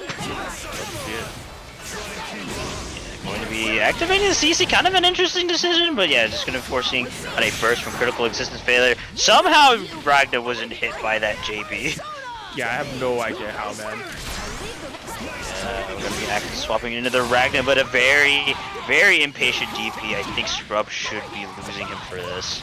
Yeah, straight up, I think Scrub wanted the push block there, and either something happened. Either he mistimed the block stun of Kanji 4P, or, and this is something that I've noticed about critical resistance failure's pressure from time to time, Kanji's 4P may have just whiffed. Like, sometimes when critical resistance failure constructs those strings, Kanji 4P just magically whips, and, like, it creates a very weird situation for the defender. Yeah, that's for sure. Oh my, got reset there again. Just wasn't expecting the chair, and looks like critical existence failure not going to be repeating the tail of the winner's side. It will be taking one on the board. Get ready. Get ready. Indeed, indeed, critical existence failure. Looking solid here. You know, this is already better than when they played in the winner's side, because that was a 3-0 in Scrub's favor. But I think even in the way that they took that match, they were able to get a lot of things started and get some really good calls on Scrub there. Oh my god, getting hit with the raw V-slash, but able to actually active swap on time? That definitely had to be like the lack of active frame with that, but still in the corner. Where is most scary, wasn't expecting to be on that side, going to be cashing out his super immediately, keeping it all burst safe. Is Ragna, you can't make one mistake with him, and yeah, just going to be bursting out, making sure that mistake can't happen. Man, the pacing of this match is so similar to the first one, right? Ragna just being the frontman of all this damage that critical resistance is able to dish out. And it's up to Shiro, got to try to stabilize things if possible. Yeah. Yeah, no meter on deck, but didn't able to get the cross there. Stuck with all this mix with not a lot of never mind, I'm staring at the wrong bar. Never mind. Oh, that was... Why would you try that? I don't know, man. He's built differently. There is literally no reason to try that. Oh my gosh. Because of his hasty, headstrong nature, he loses a character. If he would have just simply blocked, he would have still been at the advantage. Yeah, that was very poor decision making for sure. Left with the solo Yosuke. Level 4 resonance popped it immediately, but needs to get through the fort somehow. Yeah, AB man, it's able to go just through it, and will be cashing out onto a good amount of damage. And sure, gonna get spending some of that cash early, making sure he gets value out of the resistance. And beats the DP, but goes for the cross up. Not gonna be a punish, but still going to be a kill. Oh, very nice JBs here from Yosuke Scrub. This is huge. There's going to be stun damage to Yosuke, a little bit of health here on Ragna before the resistance is activated. If he needs to do it at all, you can see Scrub just choosing to keep the pressure up. Yes, a lot of health on Ragna too, so it's going to take a lot of hits, and I mean, this is one of them. He also still has resonance in play, so the life can come back. Oh my god, just runs in 5A, no fear of the boot. It's actually, is that a kill? I think so. Yeah, Scrub's kind of conservative. The conservative nature of not popping that resonance and trying to play around it just to not be, you know, there were a lot of things. He was trying to not be susceptible to whatever critical resistance failure has waiting for him after he pops the resonance, but also trying to get the maximum usage out of that resonance, but just played chicken with it a little bit too long, got caught, and critical resistance failure is up 2 games now. Yes, definitely making a lot more progress compared to the winner's side. He is almost locking in the spot in grand finals, but let's see if No Face Scrub can bring it back. Air unblockable DP setup. Going to be baiting the burst. Not going to be a punish though. Unfortunate. The Gauntlet Hades from the corner opened up the easy. Scrub's time to get started. We really haven't been seeing Scrub get a lot done in these matches. Going to be jump canceling that. Oh yeah, I realized that he didn't time that burst bait properly and went for a reset instead, and it worked out. Yeah, now this Yosuke is marked. Yeah, you can see Scrub going for the Budo there. That was interesting. Maybe trying to catch a moonsault? Yeah, maybe just trying to go for the ballsy play. Ooh, fake the cross up. Definitely going to be a drop combo is actually what it's going to be. Falls straight into the hands of Ragna with that 5B, left with the solo Kanji. Try me. Yeah, critical resistance very stuck here. Oh my gosh! No interruption. Yeah, just wanted to play safe there. That's a hard super to interrupt. Yeah. It's still hard, but yeah. Sets with the 4 here. Doesn't have the Yosuke, and it's definitely going to be really kanji to try to find a way to navigate this, because definitely those air dives are not going to be as viable as an option with all those traps being laid around, especially with just being locked in all of this pressure. Going to keep it all safe, and finds a way in! If he's able to get a patented, a patented critical existence failure reset situation. My reset is a reset. My mix has a mix. I'm always in the scramble. Yes, he's crazy! DPs didn't punish it in time. Just gonna be going to the 5As with the best move in the game. Saving Scrub here. Kanji is definitely a big boy, but I don't know if he can take the rest of this combo. Can he cash out into the Carnage Scissors? Keeps it safe. The DPD would have killed. Goes to the 5C. Not gonna have any of that. No way. I've seen a lot of critical existence failure comebacks, but just gets clipped by the 2C. Possibly one of the preemptive block, one of those signature Gauntlet Hades that have been serving Scrub so well, but this time it's a low player. That's gonna be 1 game on the board for YoFace Scrub. Just finally put in 1. But yeah, that was looking so good for Scrub, but man, that kanji from Critical Existence Failure, I've faced it myself, it going kind of wild. He can do anything. He makes kanji look like a very threatening comeback character somehow. Yeah, he is just insane. Oh! I just wasn't expecting the super out in the end, and we'll be getting that mark on a Yosuke. Kanji's getting hit in the background, but just able to find the raw 5B. Yeah, the best way I can explain that super from Scrub, it was like an Abare super, right? It was just like he knew that Critical Existence Failure was going to approach with buttons and just said, I'll just get a mark for my troubles. Why not? Yeah. Nice jump out of the V-slash, avoiding the sandwich mix. Okay, not going to be contesting after the moonsault. Going to be gutting out, gets the 5C ender. I don't like how long Critical Existence Failure keep it in the Yosuke, and I think he's inclined to agree. Ooh, that is not a button you want to whip, but it isn't punished. Gauntlet Hades cracking the dome yet again. YoFace Scrub finding some fantastic momentum here throughout this game. Baiting out the super. They keeping it burst safe for the Yosuke incoming as well. Things are really starting to add up here. Yes, for sure. Going to be rewarded for a kill in this Yosuke. Might need to spend some cash, but it's okay. You're never going to complain about killing a character. Especially if it's Yosuke Hanamura. Sure, but I mean, hey, once again, Critical Existence Failure. My man's is kind of crazy here with his kanji, but a little bit too crazy there. Just opposite DP. Scrub having none of that, baits it, and he is suddenly up on set point. Yeah, just the pure imminent threat of that cross combo situation that YoFace Scrub activated. Just he never committed to a mix. He always kept it, you know, same side, just block string, back up, see what you do, and Critical Existence Failure ended up folding. Now we're 2-2. Can't escape from crossing fate. Fight. See, prevails in the end. Yeah, good air to air on the moonsault, able to punish it. Doesn't take the grab, going to be a quick and swift mark on this Yosuke. Yeah, he cleared the traps. Oh my god, the 5 be able to catch it in a conversion? That was almost the nuttiest conversion ever. Fantastic block on the axe swap there, recognizing the situation. Gonna be able to get a counter hit starter here. This is where Critical Existence Failure gets scary. Yeah, in the corner. Very spooky situation, but finds a great place to push block out, and suddenly it's Scrub's turn to play. Never mind whose turn it is. I don't know, but now we are returning to neutral. Whose turn is it anyway? How many whose line references will we make week by week? It's gonna be at least 1 per week.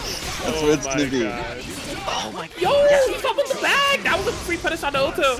Yeah, it could have been a kill considering how much Kanji can do. Going to be keeping this pressure relatively safe. Doesn't want to deal with any of Critical Existence Failure, the Bare shenanigans. Going to be just setting up the fort. Able to cover it with the word pressing button. Baits the throw. But trying to beat the burst. Wanted that Yosuke dead in a sandwich scenario. Oh my god, but fumbles the bag again. So greedy there for Critical Existence Failure, not just casting in the damage when they had the chance, trying to get the read on Scrubs up back, but just staying solid. And now just solo Yosuke in here. He was marked earlier. Active switch block line, your favorite. We did that to me earlier. in the exact same situation too. Either way, there's a mark on this Yosuke. Critical existence failure is dead. That is 100% correct. Mundo Hama owned to sell it out. And Yo Face Scrub able to get the reverse 3-0 and move on into grand finals. Yes, looking very dire there for their first 2 games, but Yo Face Scrub prevailing in the end. He is getting his run back against Monkey. Yeah, and just what a set overall, man. Critical existence failure, even throughout the L's, was really trying to stay in it and get things on and popping. But it was just once Yoface Scrub was really able to solidify things, stabilize things, and really slow down the neutral game, I think was a big aspect of it. He actually made some really good call with point Shirogane gunshots of like some vertical ones and diagonal ones being thrown in there. And simply spending cross combo to not commit to a mix, but to just keep critical existence failure at bay. I think it was a very, very good game plan. Yes, for sure, definitely. Just set up the fort. Make sure you can never get in. It's a very solid Shirogane game plan.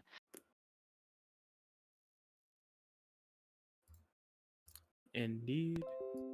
But yeah, Monkey is attempting to connect. I'm going to go ahead and get these two started here. But Lon, go ahead and tell the wonderful people here about the match in the last possible sets here.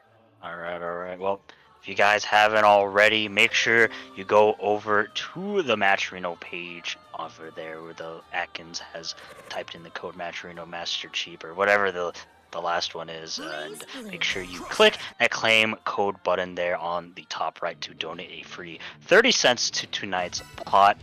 If you also want to make a direct contribution, you can go ahead and do it over there at that shiny brown gold button. Just make sure you press that button and put as much money as you want into tonight's pot. We also have other ways to donate money to tonight's pot. I don't know how many times I've said that in the last couple seconds, but either way, yeah, just go click those codes on the right. It is as easy as following Diaphone or G Fuel Esports over on Twitter. If you want to get some merchandise with your direct donation, we got a lot of wonderful manga supplied to us by Kaiten Books in the store. You have Lone in Life Another World, the Yakuza's Guide to Babysitting, Gacha Girls Corp. My Dad is the Queen of All VTubers, Welcome to the Outcast Restaurant.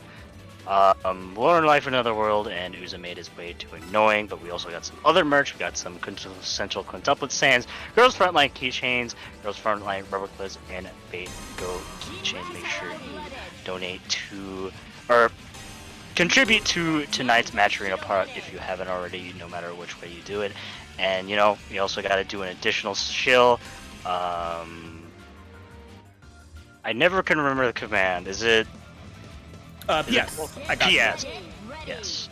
Paulie? Paul. Paulie.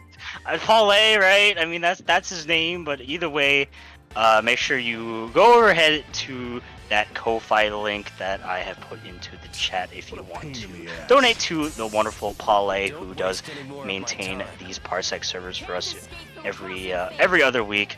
We'd certainly appreciate it because Parsec servers aren't free; they need to be kept up, and so any support you can give to him is much appreciated. And yeah, that is, I think, everything for today. Are we going into the match already? I think they're going in. We are live and direct here. Grand finals to Yo Face Scrub vs. Monkey 2012 Monkey in the winning side. Yeah, just ran up and active swap and gets hit with a 4P. Not gonna be a full conversion. I can't believe that GDP hit. Yeah, just barely. Almost got the pickup with the V13 spikes as well. Scrub has awakened the third eye here with the way that they've been playing these Shirogane gunshots. And waking up the third eye for the best option to avoid the mix, but unfortunately didn't get out in the end. Oh, just getting counter hit. And not quite, no one's quite looking so good in here in this game, and yeah, especially after that raw spike chase going to be cashing out into the 236 CC. I am surprised that hit. That's not going to be a kill on either character, but Monk trying to bait the throw worked out but didn't punish it. Ooh, able to get a punish here on the DP. 4 bars on deck 2, going for a little bit of fancy routing. Not going to be able to cast the on this short, not quite yet. going to be shooting this Jin away, has that DHC in the back to confirm the kill, and Scrub striking first blood. Oh! Just completely clearing the V13 to B attempt there. Or is it 2A? I don't know her buttons. I'm gonna just keep it a buck. But like whatever whiffed, got over it and able to get the punish. I think that was 5B? I'm not so sure. But looks like we're getting schmixed. It's not going to be Ragnar Nu, it's gonna be Ragnar Mai. Very, very interesting. Ragnar Mai. Oh. Curious to see the reasoning why here. I guess just wanting access to that My 5P can be quite nice, given how potent of Scrub's full screen game has gotten over the timeline of this bracket. Yeah, for sure. While Nu does have pretty good space control assist, they can be quite slow, and having access to that My 5P, which is a notoriously like great full screen assist, can really help out deal with the full screen game. And hey, we're starting out right here. Oh, unfortunately, just gets hit with Ragnar. But yeah, so the scenario in the mix, but a nice block on the active swap 5EB. Not a lot of meter though, and a control. Oh my god, what a gamer! Yes, indeed. My bursting in. I'm kind of surprised that she's not eating a mark for her troubles, just opting for the mix. The mash on the active swap there. Going to be diving in straight with the My Swaps over into the Ragnar Hell's Fangs. Scrub contestant straight afterwards. Oh, that MP would have been on it. They're gonna have to hold all this unburstable damage. Now, luckily enough here for Scrub, there wasn't a lot of resources for Monkey, but even with one bar, nearly getting to the 8K territory. Yeah, suddenly he's bleeding. Just gonna be running over to the other side. Sets up a sandwich there. The best move in the game, maybe not quite so in that situation. And it was a blue beat combo as well. Scrub marking the Ragnar, which is definitely very good. Keeping up all the pressure. Has to be really careful. Monkey gonna be keeping it very patient. Yeah, those traps able to prevent an active swap into the Mai. Still gonna be in here. Sets up a sandwich scenario. Gets hit low. Gonna be activating the CC in order to get resonant version of both supers. And looks like that should be a dead Mai. Yes, just gonna be able to seal it out there. I was a bit nervous. Oh my god, yeah, the traps on your incoming. Be careful. Yeah, and able to get the cross raid. Yo face Scrub cook it. Yeah, really starting to heat up here with this Shirogane. And you know, previously we saw Shirogane Akatsuki as Scrub's team, but I think they've really come into their own with this Shirogane Ragnar. I think it kind of factors in a lot of things that we've seen Scrub say that they like about other Ragnar comps they've tried, specifically Ragnar Izue, right? So I think the lockdown that Izue provided through 6P was something Scrub liked, but just didn't really feel enamored with Izue. This team, however, the 6P gives a similar lockdown, full screen coverage too. The 4P, we've already seen how potent that could be. He has access to unblockables. Like, I don't know. I don't know if Scrub is considering having this as a solid side, but I really kind of see the ideology around it. Yeah, I can definitely see it. It for sure fits Scrub's playstyle, just making sure you can never play the video game. And hey, you're trying to play the video game? Nah, I got this excellent 5P call, able to punish the Ragnar there. Oh, 2B throw bait! Yeah, completely working out. Gonna be able to get the burst bait here on the Susanoo as well.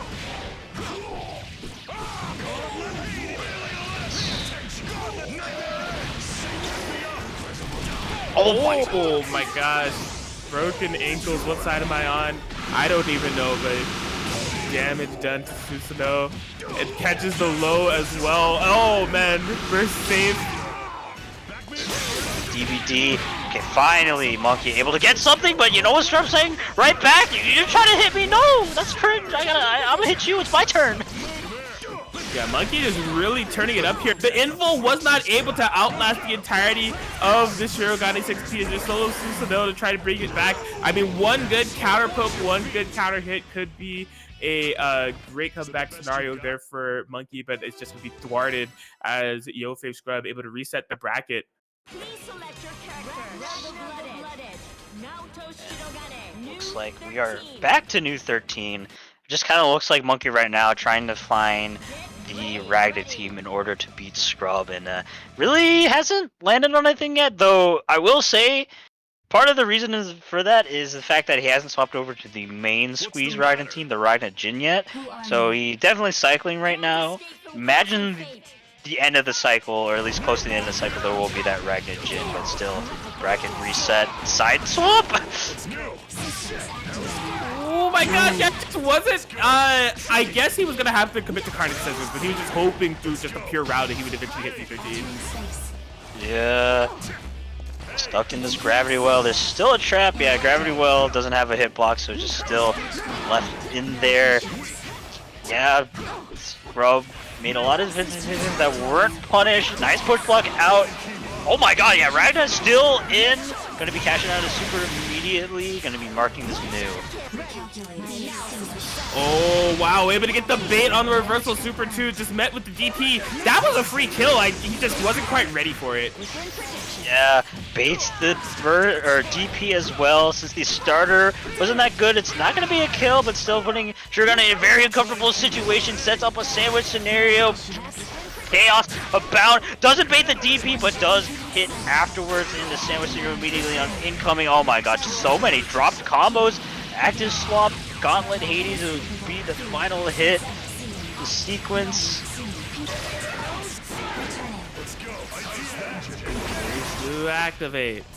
Oh, he went for it. He went for it. He wanted it bad.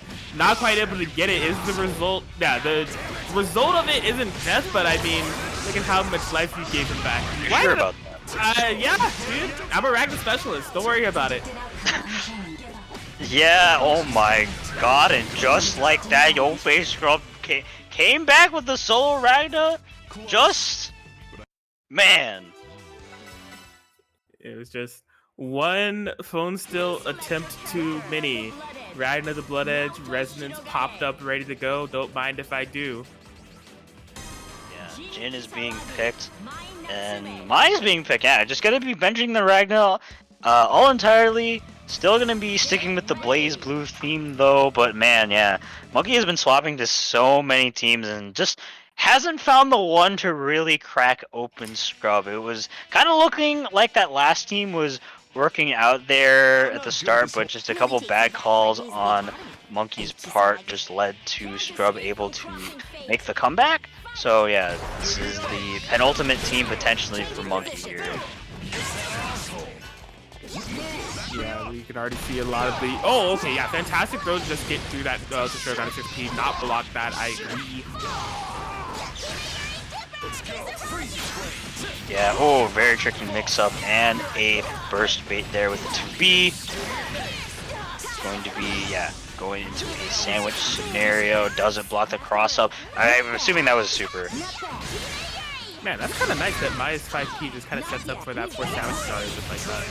Oh, that is the pivotal mistake, though, getting hit. Mark on both characters, that is not the situation you want to be in. Ooh, loving that air to ground though with the Gen 6P in the back. Gonna be able to cash in a kill on Ragnar. So the thing is, Shirogane coming in, level 2 resonance. Both characters are marked.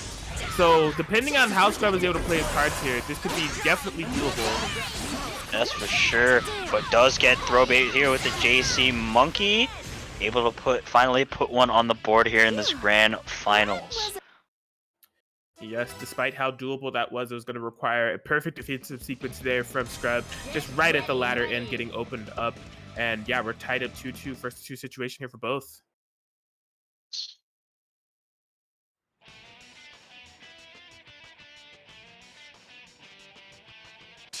What a pain in the ass. Really takes you back to our days at the So academy. yeah, Jin Mai is the one that was able to get a game on the board here for Monkey. Plays out here. Come here. Oh yeah, Monkey already put into a sandwich scenario. Doesn't block the low. Keeping it relatively burst safe.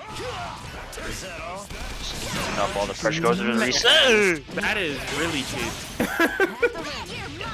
This team definitely can do some very dirty stuff. Going to be spending 2 bars to get a lot of damage on the Shirogane.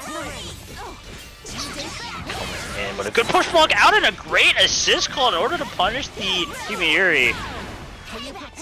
Yeah, that was just like a fantastic escape there from Yofei Scrub. Oh my god, you can see, yeah, he's trying to pepper in as much pressure as possible to see if it is able to get the Habo neutral. Yeah, I'm gonna say this Shirogane is so low, needs to be so careful. She got tagged. Did not get killed though, just raw tag. Why not get her out of there, please?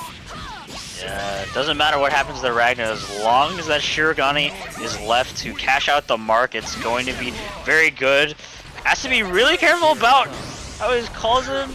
Oh yeah, good, using that opportunity. Yeah, there are a couple frames where that 6P doesn't come out and just sniffed it out. This should be a kill. Yes.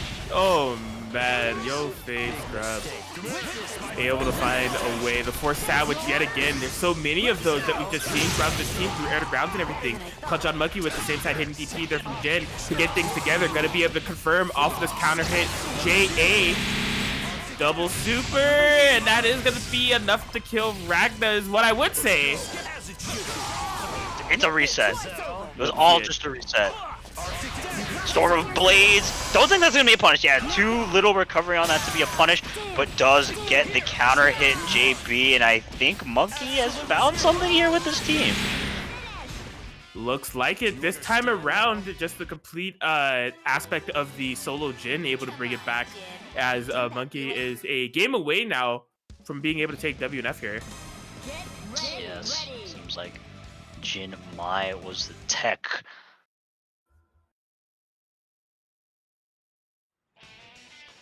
So yeah, I don't know. Like in terms of that last match, I think it was definitely a matter of outplay that was able to get Monkey that game. Because if we're going to talk about the 2v2 game, we're seeing a lot of threatening situations being kind of brought out from Scrub here. I think the defense for Monkey has been on point. You know, we're seeing some great defensive calls in terms of DPs and push blocks to get out of the situation that Scrub is creating. Yeah, it'd be interesting to see how that plays out in the rest of the match. Yeah. Yeah, Mai just flip it in the air, gonna be forcing something. Oh my god, you're just able to get that 6P to catch both characters. Not gonna be a happy birthday, but still very good for Scrub, able to hit this Mai.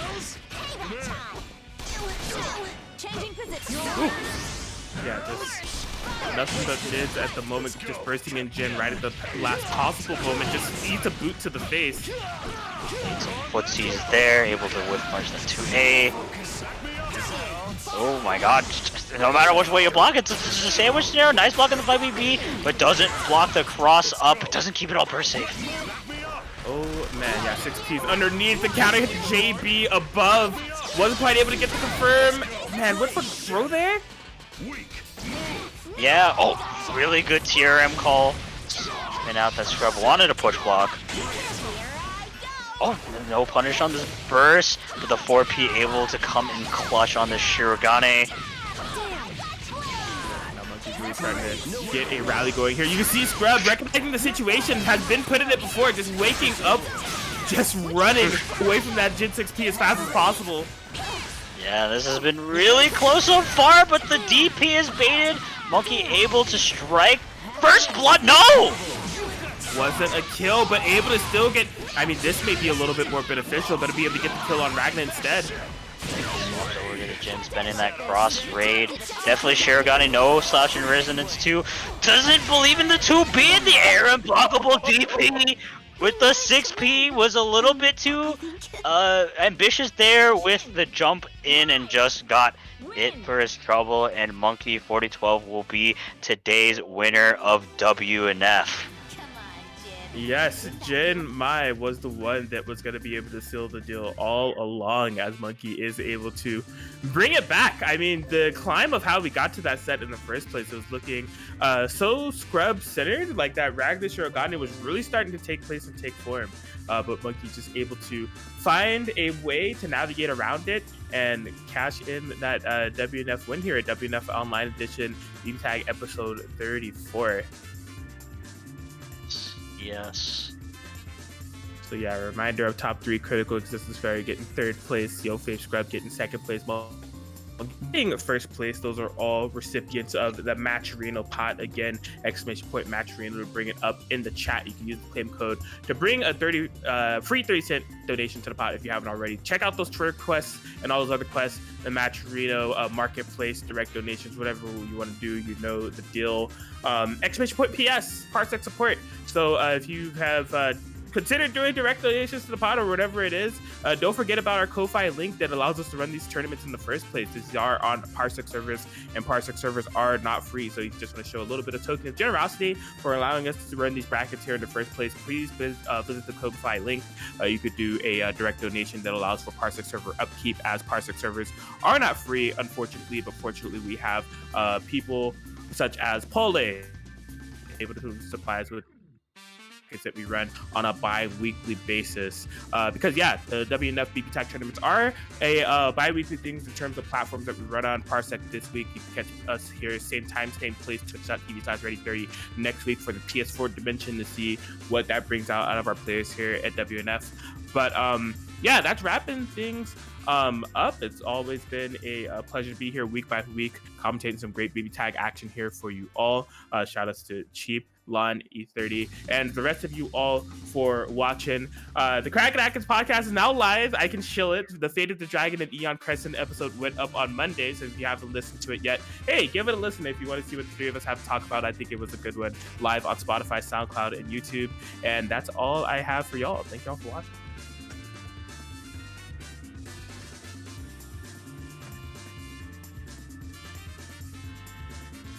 Lon, do you have any words?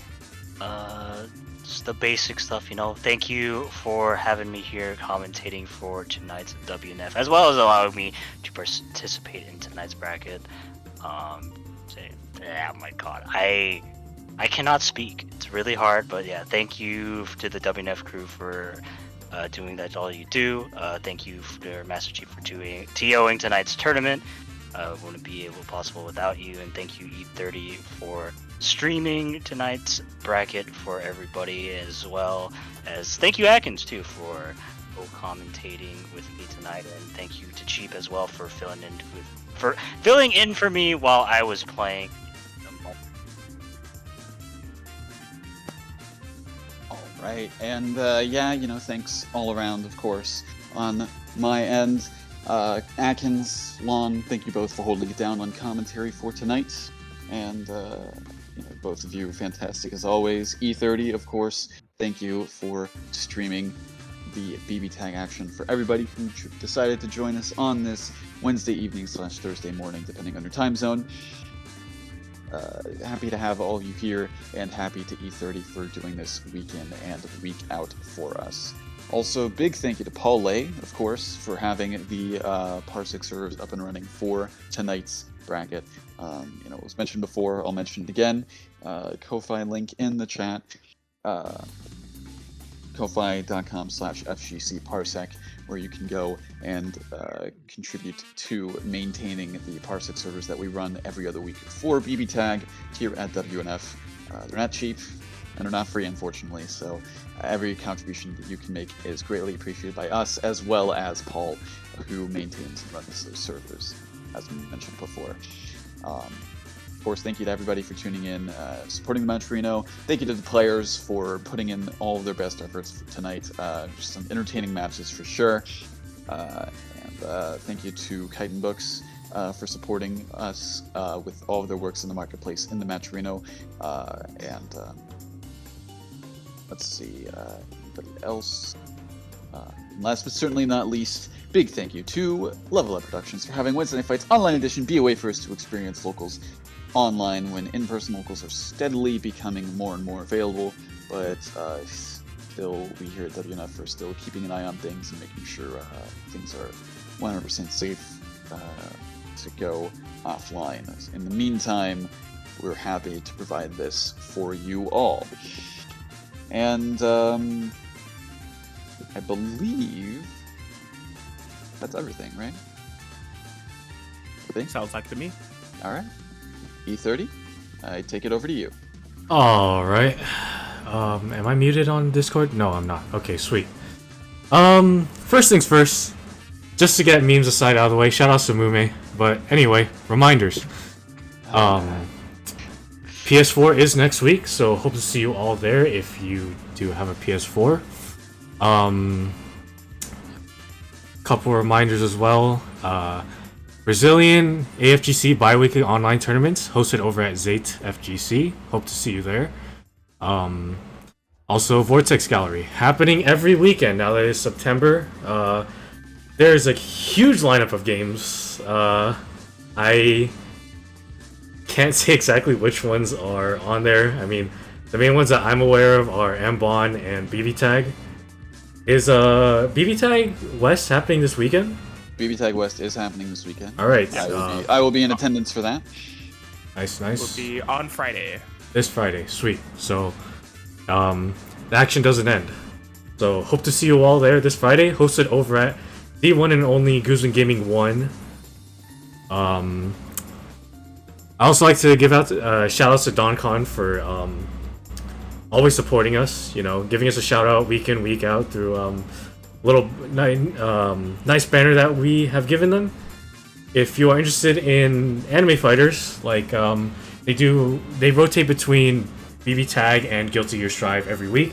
They just had their Big 8 BB Tag yesterday, actually. So if you want to check out some footage there, it'd be greatly appreciated. But next week will be Strive. I believe they call it Wing Night. So hope you all can tune into that because DonCon always puts on an amazing show week in and week out for the anime community. I don't believe that there's anything else that I'd have to share tonight, unless I'm missing anything. But yeah, I just like to say once again, thank you, Chief, for holding it down for us, for being the best TO in the business. Lon, Atkins, always a pleasure working with you. Always nice to hear your voices every Wednesday for commentary. It's always a pleasure. But yeah, all good things must come to an end. It's been a pleasure. This has been WNF Online Edition BB Tag episode 34.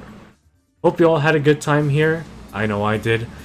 But for now, stay safe, stay beautiful, drink your water, tell your friends and family you love them, but most importantly, shout outs to Bird Gang. Shout out to Bird Gang. Have a good night, everyone. Take care and peace.